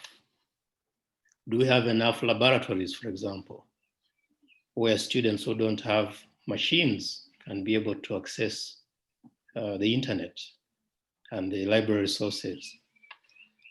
At UC, we have a policy that requires every first-year student to buy a laptop. So our recent survey, when we decided to go with e-learning, for example, showed us that about 95% of UCU students have gadgets that enable them to connect to our campus networks. So that is one of the deliberate things we need to do to improve our per capita accessibility to computers. The other one is overhead projectors in classrooms. I don't know how you're doing at BSU. I am new at UCU, but a few buildings I've been to, I can see they have projectors there which are mounted. But I've not toured all the buildings to see whether they have these technologies in place. Ideally, even lecturers should have lecterns in each lecture room, well equipped with internet, with a computer that you can use to teach, and then you project on the screens. That is the ideal that we need to move towards. What about video conferencing facilities? Have you, for example, subscribed to Zoom? Because Zoom is now a very important conferencing facility that universities are using. So we need to buy licenses. But there are also other sites like Microsoft Teams that you can use for video conferencing, or simply build your own if you have the resources. Again, this is important. For example, when later I talk about having e-meetings, so that Professor Maudu, you can be able to hold meetings with your deans, even when they are not on campus, seamlessly without any problem. And I think COVID has also woken us up to realize that we don't always have to have physical meetings, because they waste time. The people have to travel and drive cars, and then we prepare tea for them during the meeting. But if we can adopt video conferencing technology, then we can be able to even conduct online meetings like we're doing now without incurring much costs. Now, the other is deploying software applications in our campus life. At UC, we have built what we call the Alpha MIS, the Alpha Management Information System, built from scratch by our IT directorate, the Directorate of ICT Services. And so right now we are deploying it in results management, in processing transcripts. Recently we did pre-entry tests for law applicants, for medical students, and for dental students who were applying to join UCU. And the numbers were quite big, but we could not bring them onto campus. But we used our online resources to interview close to 870 law applicants online, and it was successful. So this is one way to utilize ICTs. In HR management, people should be able now to apply for jobs online, and we can even interview them online and maybe have a face-to-face just to check the people we're dealing with. As well as procurement. And at UC, we're moving towards having Alpha, or the modules in Alpha being able to do all these things. It cuts costs, it eases university operations, and it improves transparency. Because when you have to deal with a lot of paperwork, remember these are costs that you're incurring to buy paper and toner, and then the time you waste in movement from one office to another, following up transactions. Now, the latest innovation we have made at UCU is a software we call Chagua. Chagua is a Kiswahili word meaning choose, which we are now deploying for guild elections. We are going to hold guild elections next month in November, and they are going to be done online through our Chagua software. So these are ICT innovations that we all need to embrace to be able to tackle emerging challenges. What about creating a paperless campus? How far have you at BSU, for example, gone towards having e-offices, e-meetings, and e-timetables? By e-offices, I mean if as VC you sign a letter or a circular, do you have to print 500 copies and distribute them manually? Or rather, do you sign and scan it and then email it to the respective stakeholders? If you're holding a council meeting or a Senate meeting, do you have to print all these tons and tons of paper and then carry them to meetings? One thing I've liked at UC is that 5 years ago, they already started e-meetings. So now council and Senate and all departmental meetings and faculty meetings are done online. By that, I mean, you come to a meeting, but you have a laptop or a tablet, which you then use to access documents on cloud. So these are ways of helping us to utilize ICTs to create a modern university. But what about also digitizing our records? What are we learning from the recent fire at Makerere, which destroyed the main building?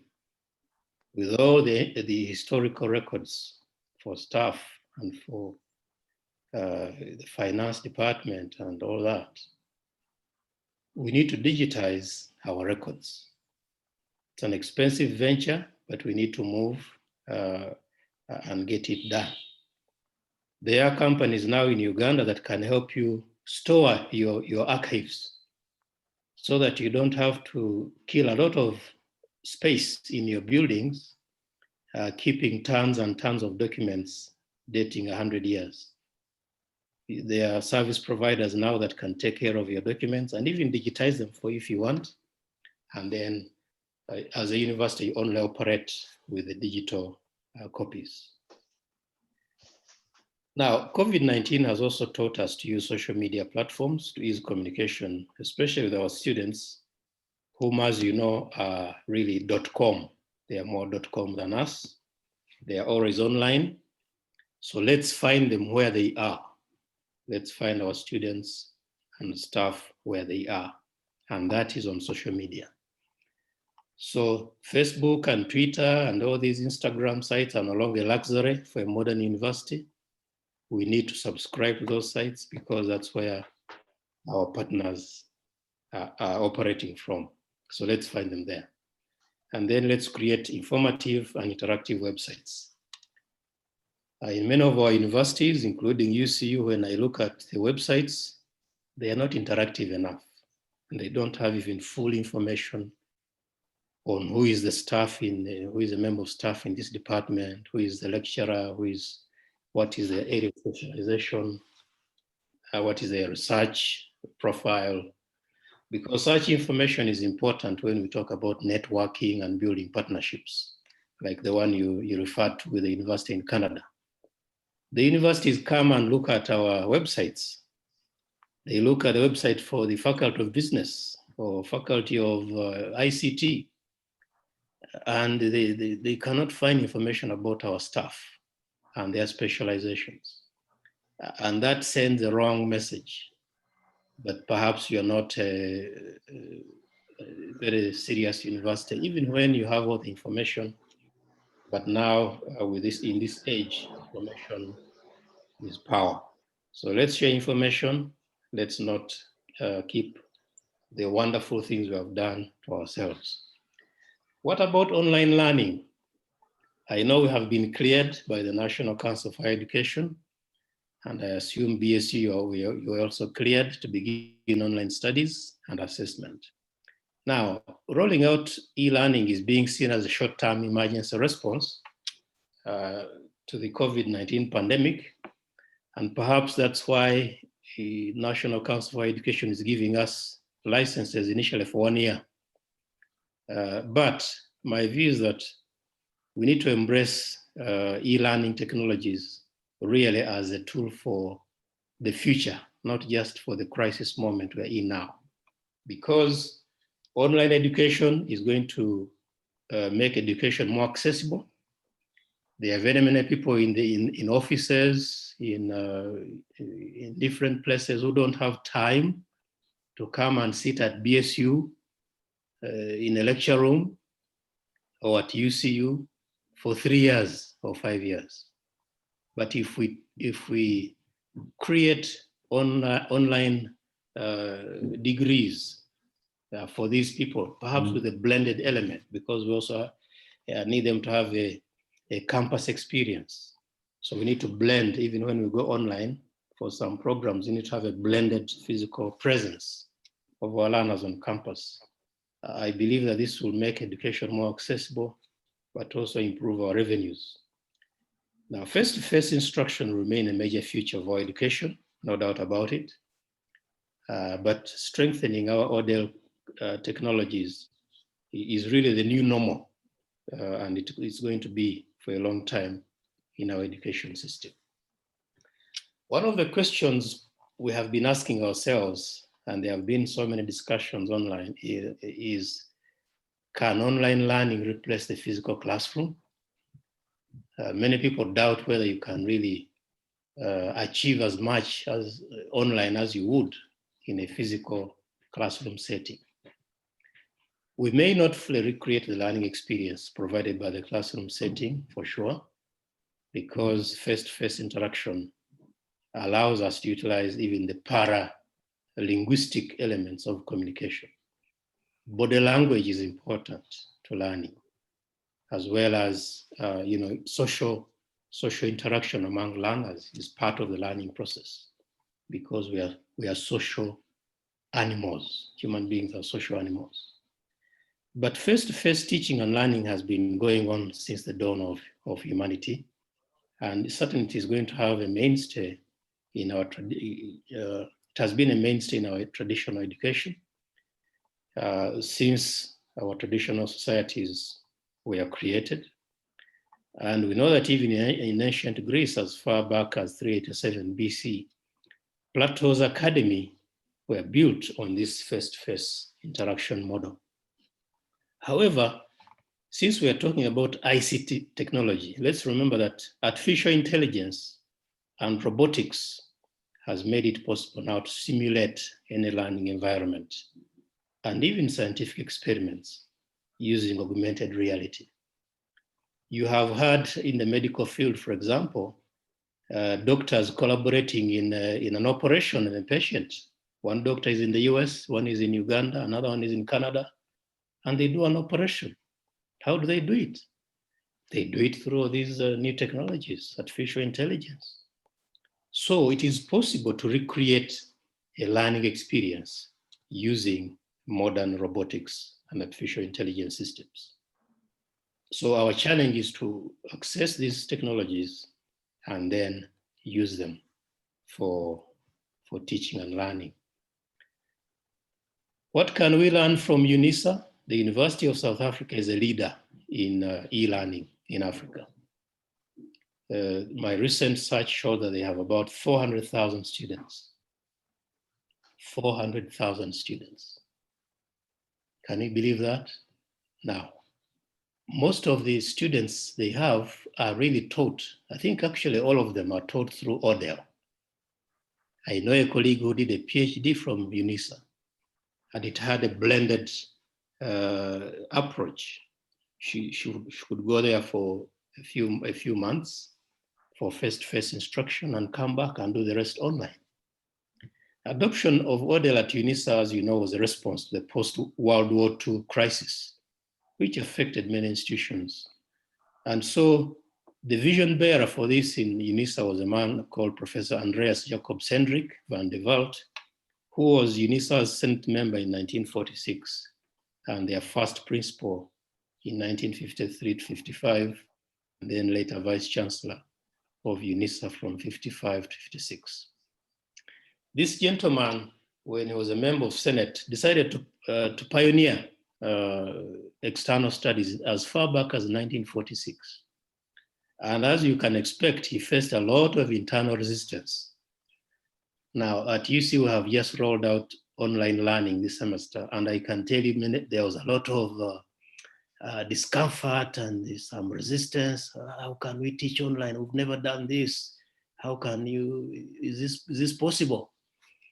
How do we achieve online learning when we're a Christian university? How do you infuse our values, our Christian values, which we do by having students on campus when you're teaching online? These are very important questions. But the point is not to say it's not possible, but rather to say, how can we go online and make this happen as well? How can we go online and also infuse the values that we cherish as Christian universities, BSU and UCU, into the learning process, even when students are online?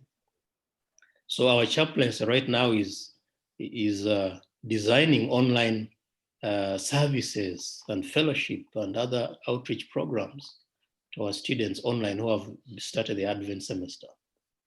Because we realize that sit and wait for the pandemic to end. Who knows when things will go back to normal? It may be another year of waiting.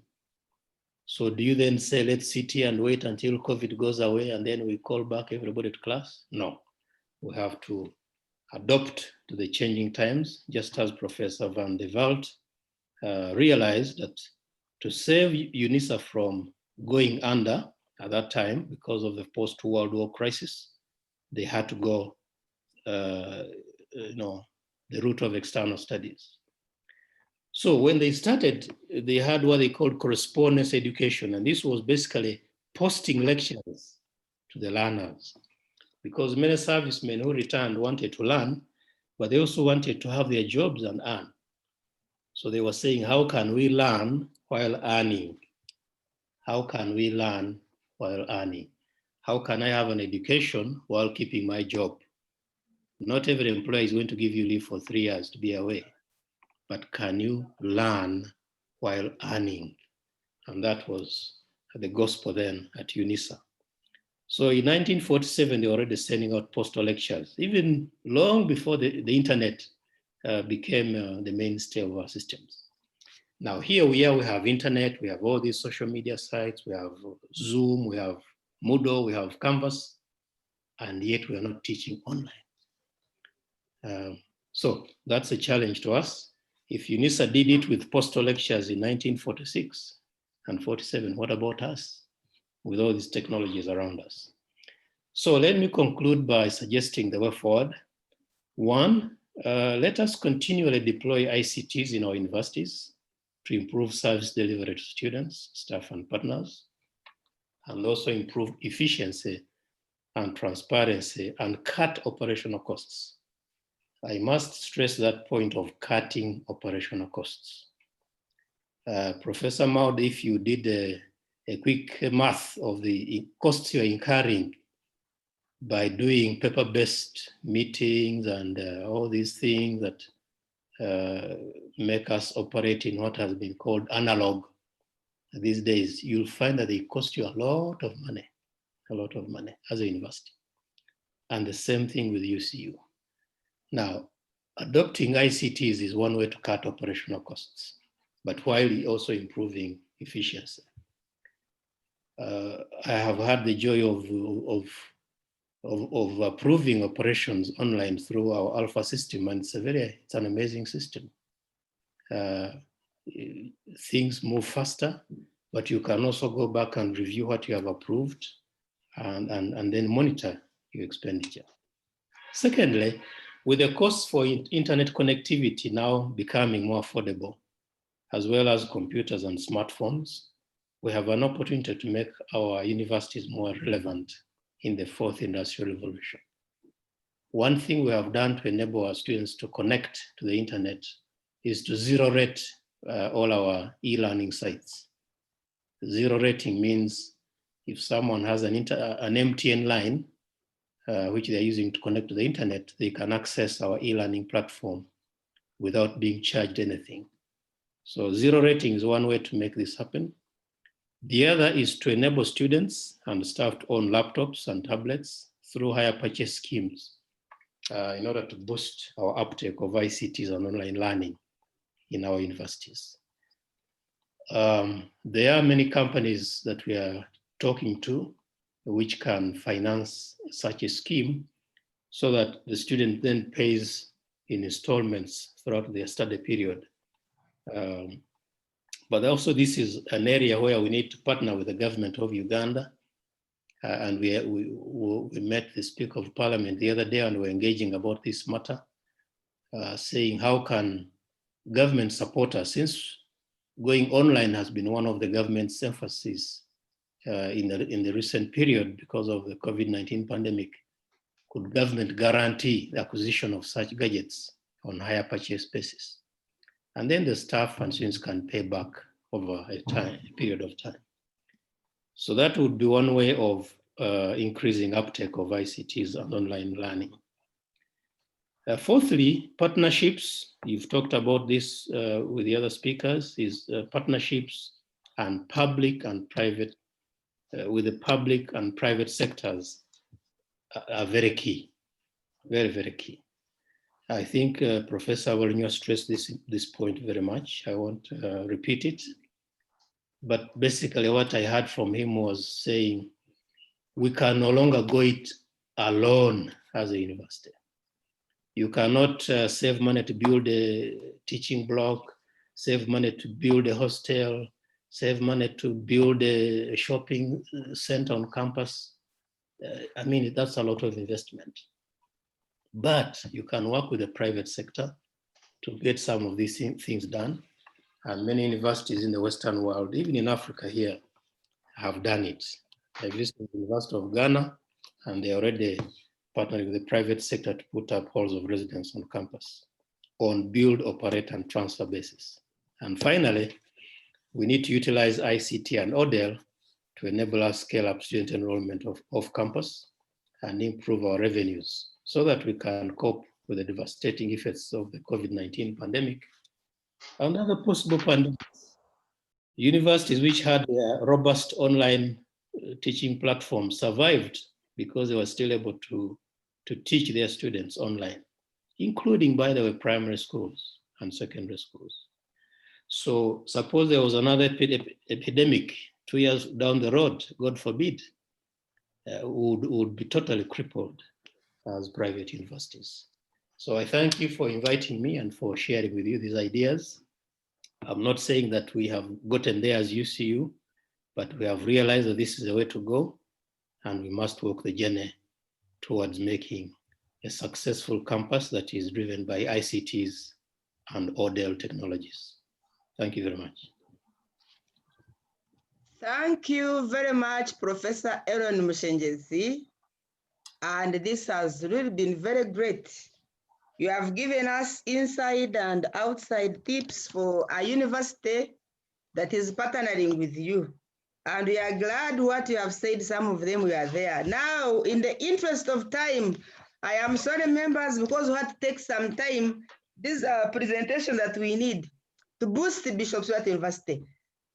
Allow me to welcome Professor Phil Plaid, the Provost of Trinity Western University, our special guest. He has been waiting.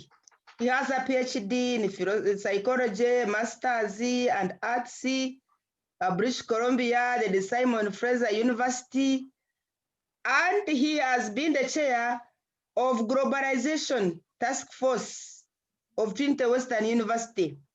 He established 4 agreements signed in China of Trinity Western University in Beijing, Tianjin, Hebei. He also has been leading initiative of Trinity Western MBA offered in Tianjin, China. He has also helped Bishop Stuart University. As we talk now, we have a FAST center.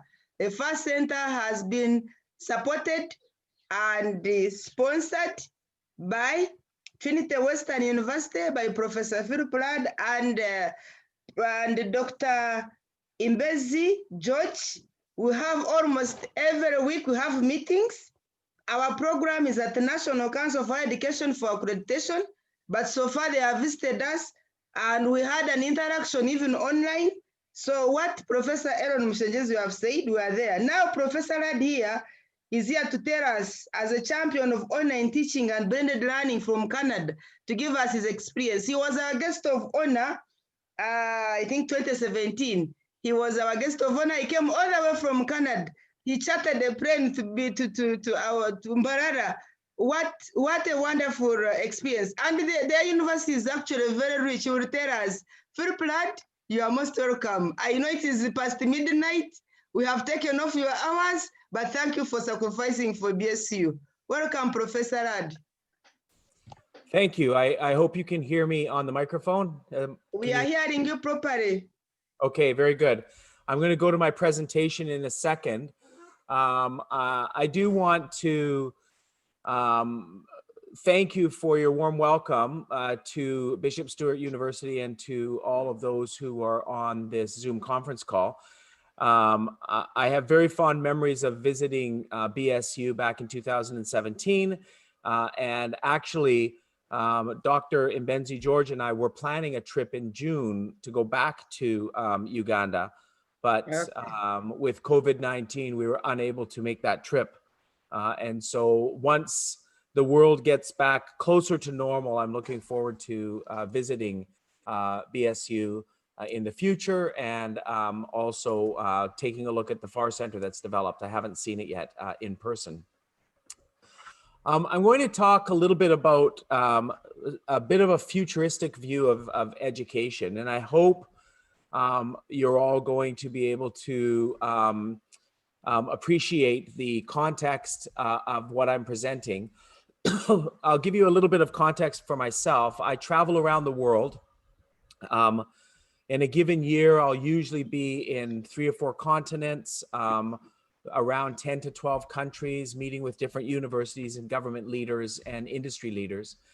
And over that time, I've probably visited close to 200 universities around the world. And so the comments that I have and the insights that I'm going to talk about today are really stemming from that experience, as well as a lot of the reading I do in innovation in higher education. And I'm going to sort of look at higher education from about a 2030 to 2050 perspective of where we're going in higher education and some of the things I see coming down the pipeline. And I'll spend some time talking about the role and critical importance of university partnerships in the university of the future. And in this presentation, I'll hopefully have an opportunity to share with you some of my personal insights in terms of innovation. I function at Trinity Western University as the Chief Innovation Officer for the university, Vice President for Innovation. And I've been tasked with the responsibility of finding new and creative ways of growing our university. And we've been quite successful. In some context, when COVID-19 hit in March, our university went through a strategic realignment process very early on. We were able to put our entire university online in 3 days, which is a remarkable feat. And the reason we were able to do that is because 15 years prior, back in around 2003, 2004, 2005, we implemented a technology enhanced education platform where all courses offered in the university were provided with a technology base of Moodle and something called My Courses and My TWU. And those things integrated to provide students with a digital interface for all of their courses, even their face-to-face courses that are offered. And so the ability of our faculty to transition to an online environment when COVID-19 hit was quite remarkable and very rapid. Once we went online and announced that we were entirely online, we started to make decisions in the university very quickly. And one of the decisions was to eliminate all of the travel abroad experiences, all of the experiential learning that we had planned for the summer months. And what we did is we turned all of those things into online education. And what happened this past summer is our enrollment actually increased by 30% over the prior summer in going online. Even this fall, Trinity Western University is sort of beating all of the local universities in Canada that we compare to. Our enrollment is up by another 6%, really through the use of online technology and the ability for us to connect to learners around the world in terms of our international education. And so I'm going to talk about how the partnerships we've developed have helped us to grow. And I'm going to specifically talk about the partnership we have with Bishop Stuart University, because we're very grateful for your openness to partnering with Trinity Western University and the very hard work that you've done. I know I see some of the documents I have to sign off on and you know, look at some materials, but behind the very small amount of work I have to do, I know there are teams of people that have been processing documentation and information and working on a physical structure for the FAR Center. And we're very, very appreciative of all the work that Bishop Stuart has done, and especially your leadership, Professor Maud and Fred Mogosevsky, our colleague who came to Canada, and I met with him back in Canada. I'm going to share my screen and go into my presentation here. And I'm going to now go to the full screen, and hopefully you're able to see this okay. If there are any problems, if someone can jump on the computer and let me know if we're having any challenges. I'm going to talk first of all about why university partnerships are so critical for the future. And I'm going to go quickly through the mega trends that are affecting worldwide education today. And I'm going to go over these quickly. And there are 6 megatrends listed here, and I'll go through them and explain them. The first megatrend is technology. And technology has allowed us to flatten access of education. And what I find around the world today is that anyone with a cell phone and an internet connection can actually participate in and see what's happening in higher education. And one of the things I will encourage you in Africa to do is, there's a concept in technology that we call leapfrogging. And leapfrogging is when you jump ahead of what others around the world have done in the use of technology. And as I've heard some of the presentations today, I've heard many people talking about computer labs and giving everyone laptop computers and putting computers accessible. And that's all great. But I believe the future of learning is going to be on mobile phones. And so we have to make sure we're building our learning management systems and our technology and our interaction with students to be mobile friendly, not just digital in terms of putting things online. So the first mega trend is technology, and we've seen the rapid acceleration of the influence of technology through the COVID-19 pandemic.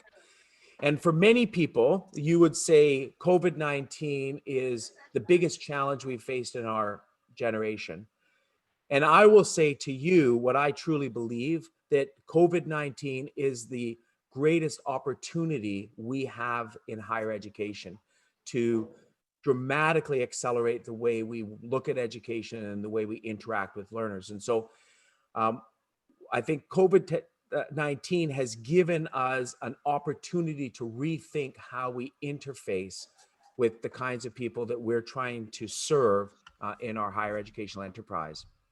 A second megatrend is an aging world.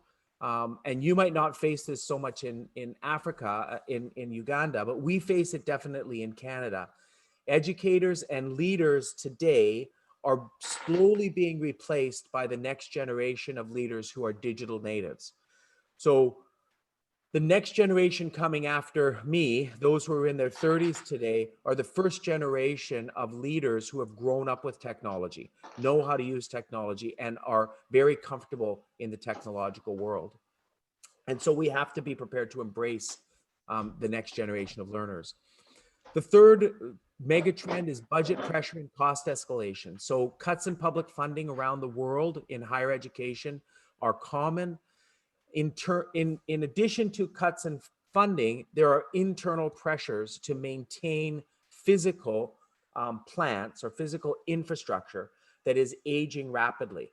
So most buildings have about a 30-year life cycle before a significant investment needs to go into the building to keep it up. And many universities are facing the double sort of challenge of cuts in public funding and degraded physical plant or physical facilities without the kind of technological resources built into those physical facilities.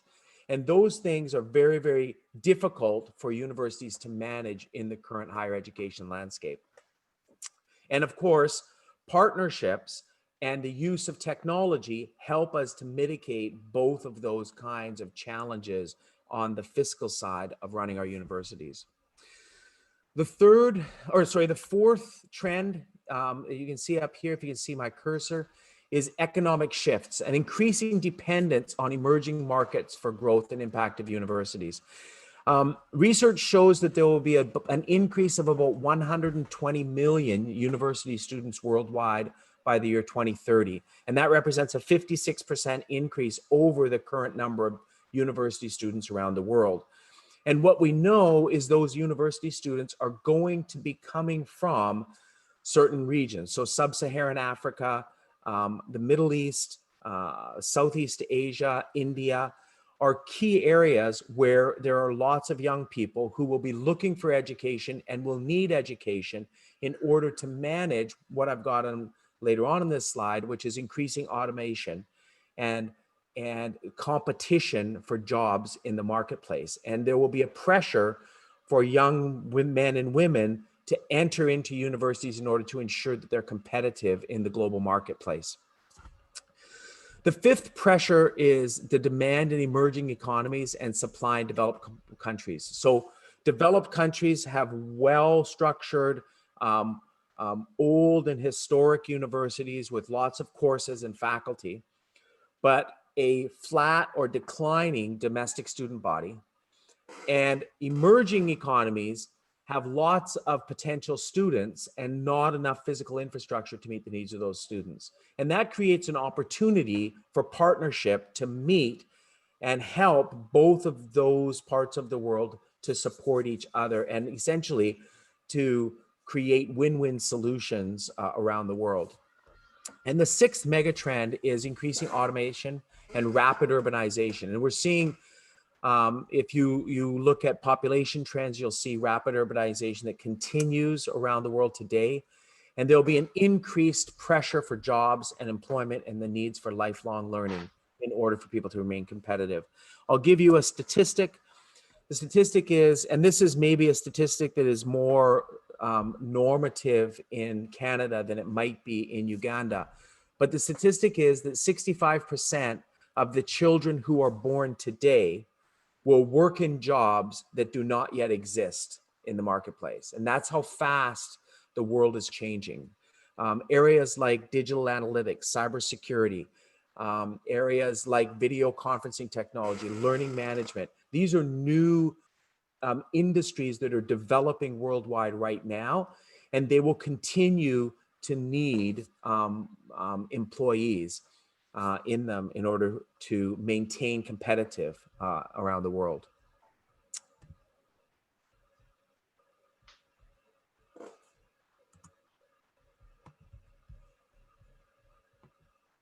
Oops. There we go. Key initiatives for universities to achieve the mission and vision between 2020 and 2030. And I'll go through these in turn. The first is a lot of universities have visions, and they're very localized visions often and strategic plans. And I think as a chief innovation officer that universities need to become driven by the big idea. The big idea that we as a worldwide network of institutions need to focus on meeting the needs of this growing worldwide demographic of students.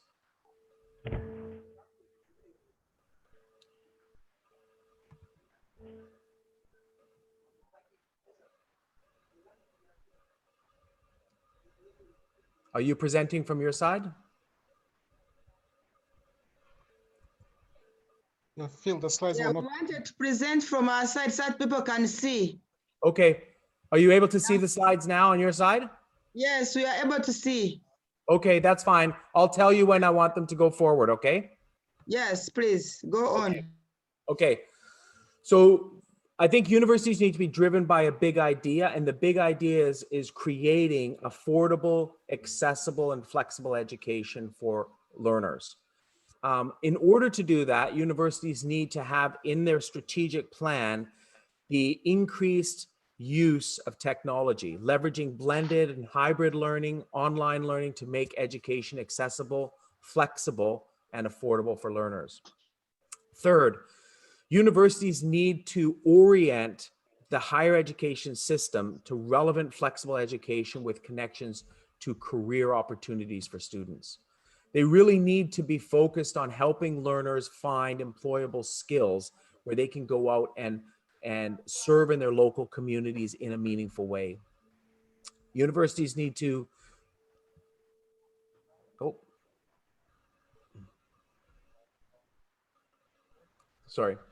have credentialization of learning, unbundling of credit and accreditation, providing accessible structures, attaching credit to open learning structures like MOOCs.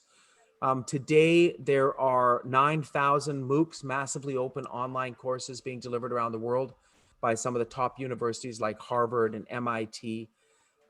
And interestingly, in 2019, there were 14.65 million learners studying in these massively open online courses.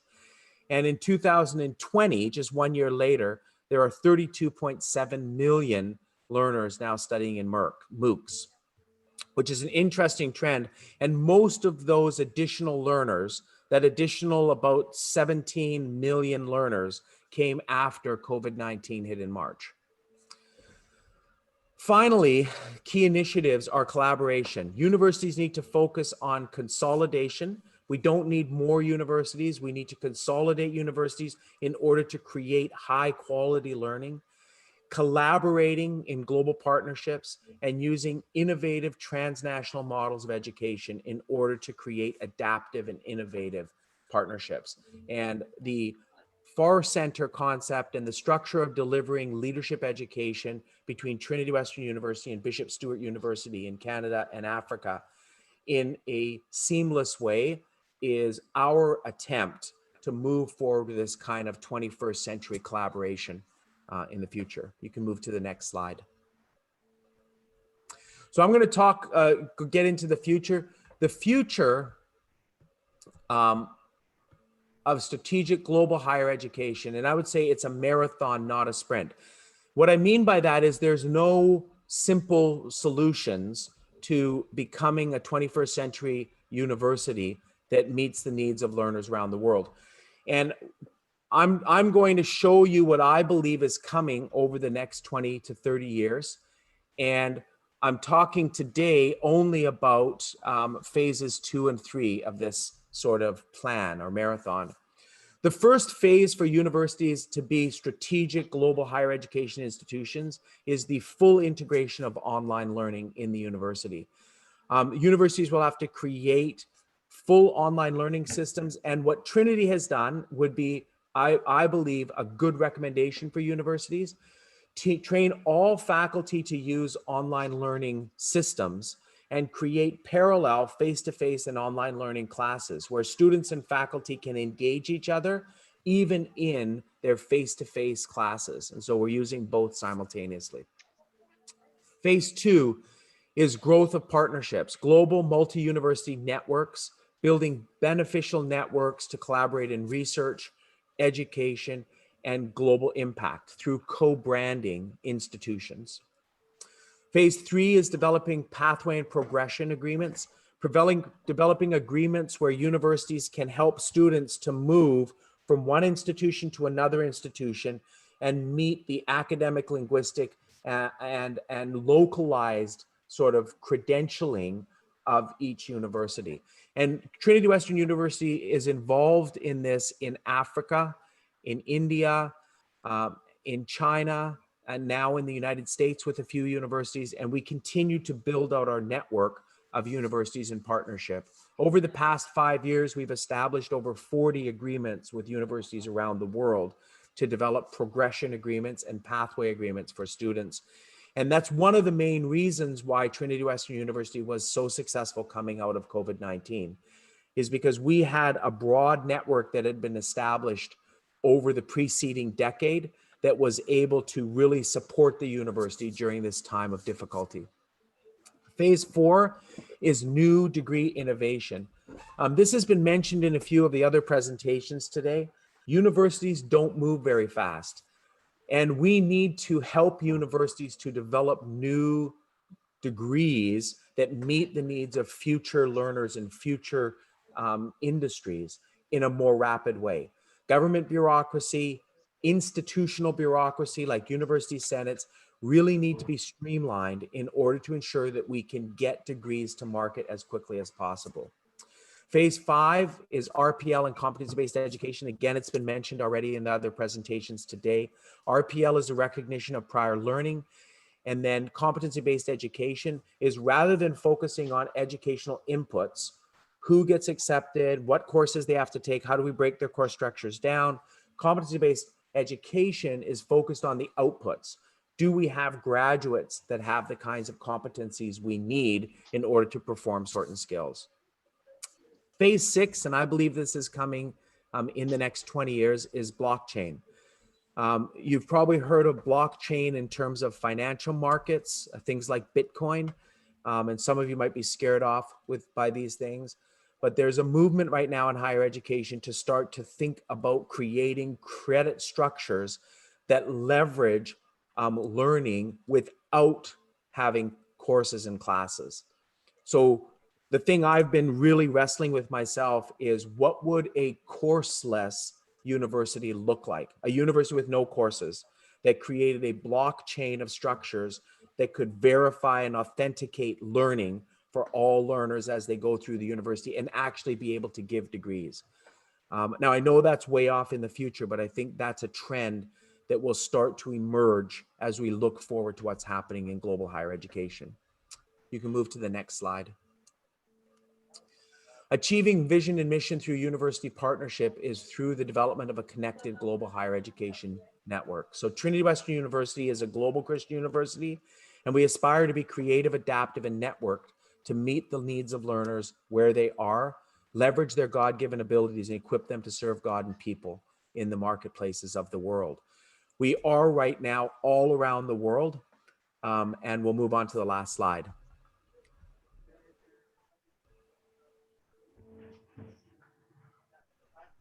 The last slide is about our FAR Center at Bishop Stuart University, and using this center to bring students into a Canadian higher education system by leveraging technology, academic coaches, and facilitators locally and abroad. And that's it. Thank you so much.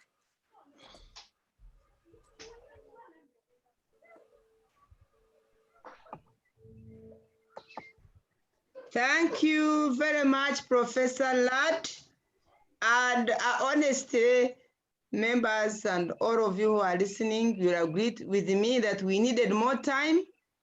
And actually, we needed maybe a full day. This has been a seminar. But I'm very grateful, Professor Ladd, for your presentation. You're challenging us. If 65% of the babies born today, jobs are not there, they are not yet there, then we must think it's no longer a stride, it's a marathon. That statement is eye-catching and demands a lot from us. I'm now requesting the public that if you have something to say, there are questions that have been sent, and I know our time is fast spent. Never mind, next time we are on a learning phase, but I can say so far things are great. I want to recognize Jore Kabugumira Teacher Kashaka Gar. Thank you very much for attending. I want to recognize there are very many people who are attending through the YouTube and the Facebook social media channels. They are there. The public relations officer is informing me. We are recognizing all of you. Habat Mugumia, thank you very much. Kwesiga, Kitibwa, Robina, Laura, Rural University, Eva, you are all well recognized in your various capacities. And I'm requesting for just maybe a comment, if there is any. I see some questions, I agree that they come on chat. Any? Maybe what the question that I've seen here, I have two questions. Professor Aaron Mushenjezi, people want to know from you, will online teaching reduce cost of education? Actually, even Professor Ladd, people are reducing their tuition. Will it reduce or it will increase? Then there is also need transformation opportunities. They need integral thinking. How can this be done? Those are some of the questions, briefly. So do you want me to go first? Yes, go first. The answer is yes. In our universities, we of course need to invest in the technology. And I was very impressed to hear Professor Ladd's testimony that they were able to go online within 3 days of the COVID-19 pandemic. That was fantastic. But they did that because they had invested in the right technologies to make that move. Now, for a university that has not done so, of course, you need to invest in the technology, and that will cost money. But ultimately, once the infrastructure is there, then the costs that come with physical classroom education will go away. Once someone is on campus, they have to pay for the bed and the electricity and the water that they are using and all these things, and the medical services. There are so many costs that come with physical classroom education. And once you have people studying online, all those costs will go away, and therefore education will be much lower. But secondly, online education is more flexible for the learner. Whereas in a classroom, you have to be there to listen to the lecturer. In an online classroom, material is often posted and you can access it anytime in a week or in a month. And so you can review content over time, and it is easy to, pull out and come back to your studies later. So it's more flexible and learner friendly. So ultimately, yes, it is a cheaper way to study. And we have many examples from universities that are running online courses, and they prove that. Cheaper. Thank you very much. Professor Ladd, what do you say from Canada perspective? Yeah, I'll give you a brief story. We opened a new campus in another city, just close to our city 5 years ago. And 3 years after we opened the new campus, it was full. We filled it, and we built a new campus, opened it last January, just before COVID-19 hit. And that new campus that we've just built is also full, where I've done the analysis now. Even though students are learning online, it's full. And we're not very interested in putting new buildings up and building new buildings. And so what the university has tasked me with is to come up with a model where we could double the capacity of our campus, existing structures, without building more facilities. And the way we're going to do that is using hybrid learning.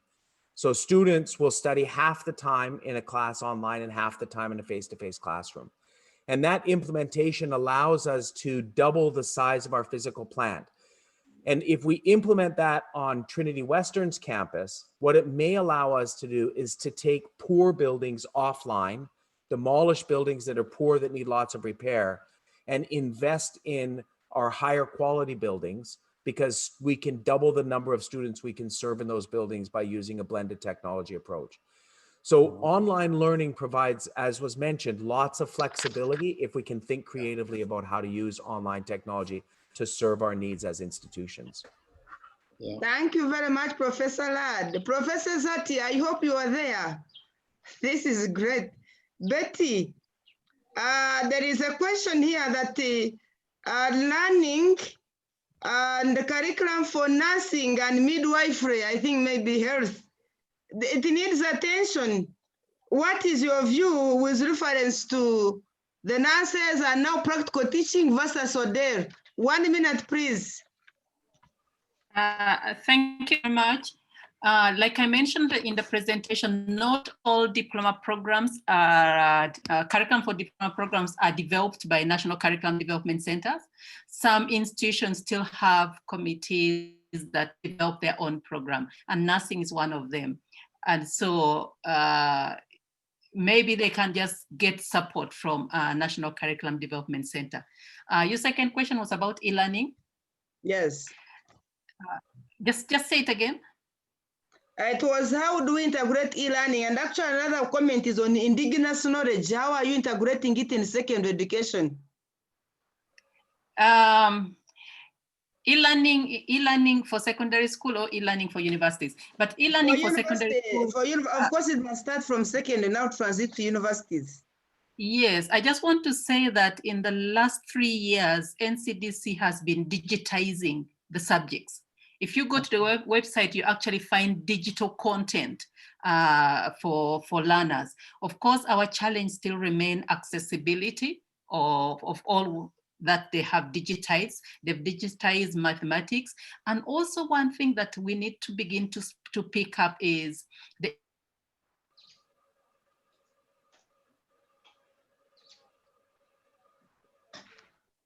Oh, we have lost you.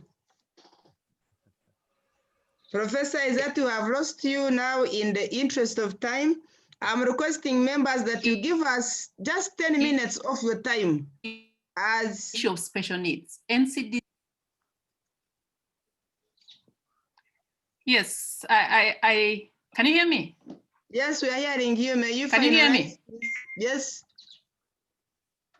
Yeah, I'd actually finalized, but I think you didn't hear that last part. I was just saying that as we go e-learning, we should ensure inclusivity. And here I'm also speaking to special needs learners. I think many times we forget about them. And yet secondary schools are bringing in lots of learners who have special needs because NCDC has ensured that they have digital content and they have brailled materials for special learners. Yeah.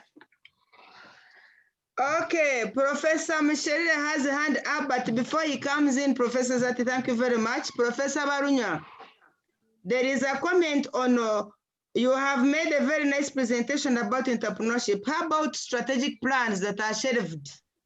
That someone is asking, how do you go about it? And also, another thing is on stakeholder involvement is another challenge. Someone has asked, Professor Barunya, if you are there. Yeah, yes, I'm there. Yes, please. Well, it is good to make strategic plans, say 3 to 5 year plans, but every year it's important for you to review that plan and maybe recast it. Yeah. So you can recast that plan so that you are able to capture the changes that are taking place. For instance, right now, we are looking at the impact of COVID, and we think that we may have to reduce the numbers of students. We may have to invest in more IT facilities so that we are able to meet the current demands that we have. So you cannot shelve a strategic plan. Revise it so that it enables you to look ahead. The other question was, sorry, the second question was what? But it was on stakeholder involvement. Oh, yes. Stakeholders are extremely 1 important. minute, please. Stakeholders are extremely important because they're the ones who are involved. They're the ones who are going to help you implement. They must be involved in what you're doing. Extremely important. So you feel we must bring them on board at another stage, or at what stage? I think that's when the you are issue. doing when you are doing your SWOT analysis. There are people you need to involve because the SWOT analysis, the external environment is analysis of factors beyond you. So it may be useful for you to engage them, to find out what they think about the university, about the business, about the programs, and they give you feedback on that. That's extremely important. Thank you very much. Professor Mwarimu Musheshe, you are the one on floor with your question, and from there I will hand over to Professor Kenneth Kagame, the Chair Council. Very much, you had muted me. There are two issues I wanted to throw to the presenters. One is, can you hear me? Maybe you become specific because of time. We can hear. Okay, thanks. The issue of university and the research. I think we have to redefine research if we are talking about community engagement, community involvement, stakeholder involvement, because so far I think there is a lot of emphasis on the traditional research methodology of applied. There was an attempt to move to action planning. Now we are talking about participatory action planning. If that movement is done, I think you can involve as many instead of using stakeholders just as respondents. The second one is on the plan. Whether it is 5 years, I think Professor Manunu has made it very clear. Many times we are using the blueprint approach, and therefore the plan is made, asked for 5 years. And I'm glad that someone brought in the distinction between review and reform, which goes with the concept of flexibility. Please, your time question is hard. Let it be answered. Whom do you want to give you an answer? Well, someone who talked about research, I think was the Professor Barunywa. Professor Barunya, yes, even Aaron, they all talked about it. Yeah, Professor Aaron, Barunya, please, has research. called my chairman.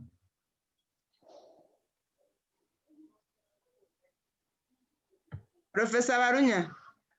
Yes, I think research, this morning we had a very interesting research seminar. We're looking at crafting the research agenda. And we're asking, what is the purpose of research? Research should be able to answer questions that are being raised in the country. If we are poor, how do we overcome poverty? If we are now looking at teaching methods, how do we improve teaching? So research should be able to solve problems in the society. Right now, there's a lot of work going on with the master's students, which is unfocused. So they finish it and put it on the shelf. So research should be able to solve problems of society. That's the role of the university. Okay. And my appeal that all of us as universities should get money from government for research. You cannot develop a nation without research money. Thank you. Thank you very much. I hand over to Professor Kenneth Kagame, maybe has 3 minutes, and the Chancellor. In the interest of time, we are going to conclude. It's a very nice session, but we are very blessed to share with you. May you please share with us your presentations, and we are able to read on our own, and other people I'm sure would ask us. Professor Kenneth Kagame. Wow. This has been a great moment, great morning. We have learned quite a lot. Join me to thank the presenters and those who tuned in and made contributions. Amen. Today has reminded me of a saying that a journey of 1,000 miles begins with a step, but perhaps we should rephrase it and say a journey of 1,000 miles begins with a plan. BSU is a young university, so we have a flexibility. It is timely that we review our old plans and refocus our direction. Where do we want to go? What do we want to be known for? How do we want to brand ourselves? How shall we reach there? Bishop Stuart University is not an island. It's not an ivory tower. We have an environment, we have the community, and it's all rapidly changing. Our strength and our survival will be in how we adapt to the change. We all know how COVID-19 caught us on the wrong foot. So we must be responsive to community needs, our student needs. What does the young generation want? We have just been told that 65% of those who are born today, their careers don't exist. So we should all be on the lookout and be able to predict the future as much as we can. What do the parents want us to teach the students? What do the farmers want? What does the industry want? The employers? How is the economy? How are we responding to the economy? So on my own behalf as chair of the council, and on behalf of the colleagues on the council, we greatly appreciate the presenters who have enriched our process of strategic plan making. Special thanks go to Professor Philip Ladd, and through you to Trinity Western University in Canada. This is true globalization. Professors Barunywa and Mushenjezi, we value the inter-university collaboration and partnerships. As we have been told, we need to create inter-university migration through a credit system that reciprocates. Professor Izati, I love it that you have questioned, rather you have raised the need for harmonized curricula, where courses across the country have core competencies which we agree on. And when our students graduate, then they are comparable. You have also raised the issue of teaching teachers, that not all teachers, because they have PhDs, are good communicators. So I will be raising it with the council on how teachers have to be taught how to teach. Ladies and gentlemen, it has been a very enriching experience today. You have enriched our process of strategic plan making. I wish to thank all of you and wish you best the rest of the morning. Thank you very much. Thank you, the Chancellor, for the leadership. And welcome the Always Chancellor. and today. Thank you, the Vice Chancellor, for coordinating this event. We ask for more. Thank you very much. You call the Chancellor to talk. You have now the floor to invite the Chancellor to give his concluding remarks and pray for us. Our Chancellor, sir, it's my honor and pleasure to invite you once again to talk to us and give us a blessing. Thank you very much.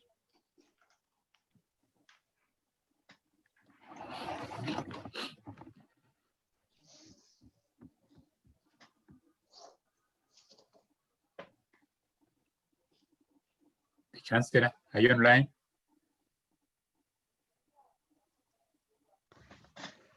Is our Chancellor online?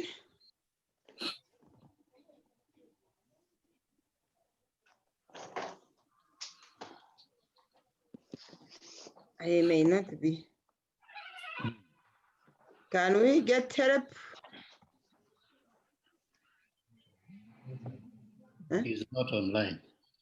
Chancellor is not online. Since he's not online, the Vice Chancellor takes over. And singular honor once again to appreciate all our presenters, our panelists, and our visitor, special guest, Professor Phil Platt. Thank you for the collaboration. Professor Wasovarunya, thank you very much for the Masters and PhD scholarships who are coming immediately Monday. And next week, let's not miss a Monday. Professor Zati, thank you so much. We shall be inviting you for more seminars in the BSU.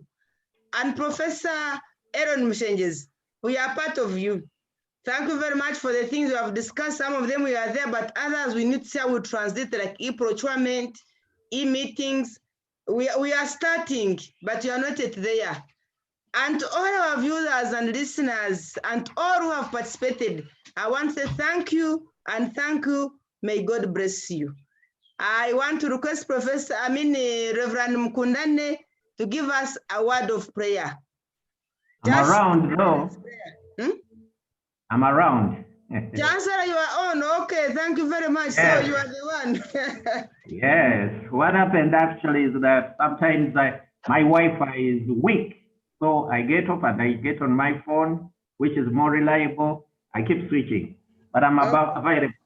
Let me take this opportunity also to very highly appreciate all of you who have participated. Great presentations. I've attended several conferences. This is one of my best ever, I would say. And I've attended several, even international. So it's been great. Thank you, everybody. Professor Lyde, that linkage, collaboration, we are so glad for it. And the prospects and all that is coming. And also for Professor Balunywa, thank you so much. I will also appreciate the offers.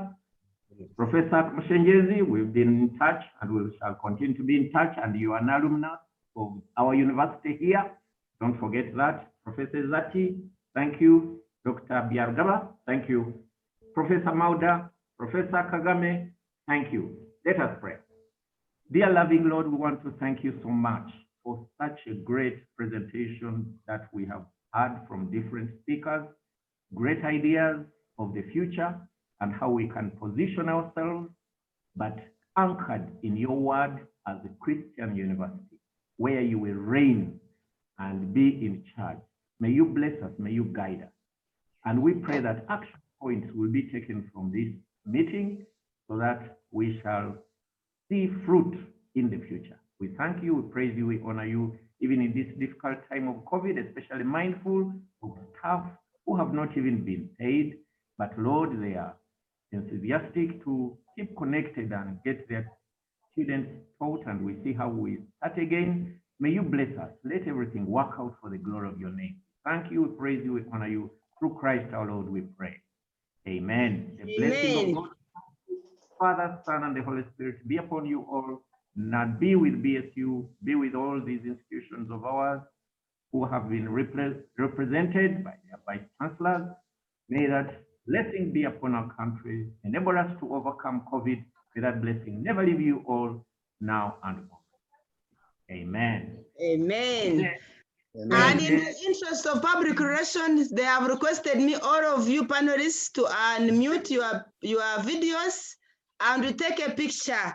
We want a photo with This one you. is so quick, she didn't hear. Eh? Vice Chancellor, you didn't hear my standard is low. I didn't hear you. The tender is at the end. Oh, maybe we take a picture, a photo, and then we pretend there is a. Okay, you're welcome. Yes. At the last, as people exit. You shouldn't forget your identity. Thank you.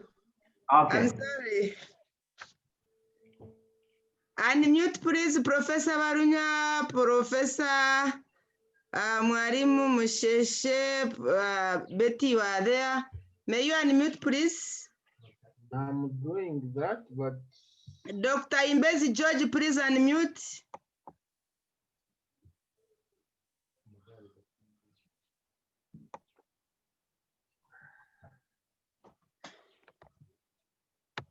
Yes. Professor Waswa Varunya.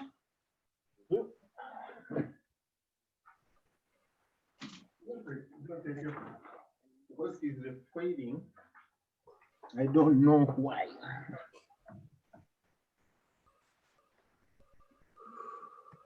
Public relations. Dr. Mugabe, where are you?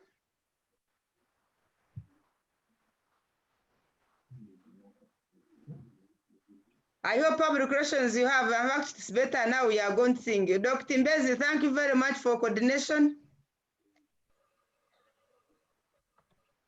I think the host deliberately removed the facility for my picture. Oh. Yes. Sorry, So now they have taken the picture, so let us sing to Kutende as a bishop. Okay, I can start it. To Kutende. Yesu, Yesu, ori mwana bandiga. Omsai kunasisa. Nevasa, Yesu murokozi. Hallelujah. Thank you very much. It's done. Bye-bye. Thank We you. shall come to our panelists and all of you members. We are honored. Your presentations are needed once again. And you will see us. COVID affected us, but we can see we are now going to recover with all these presentations. And our Chancellor, we pray for our mama to get healed. God bless you all and go safe. Bye. Thank you. Bye. Bye-bye. Bye-bye.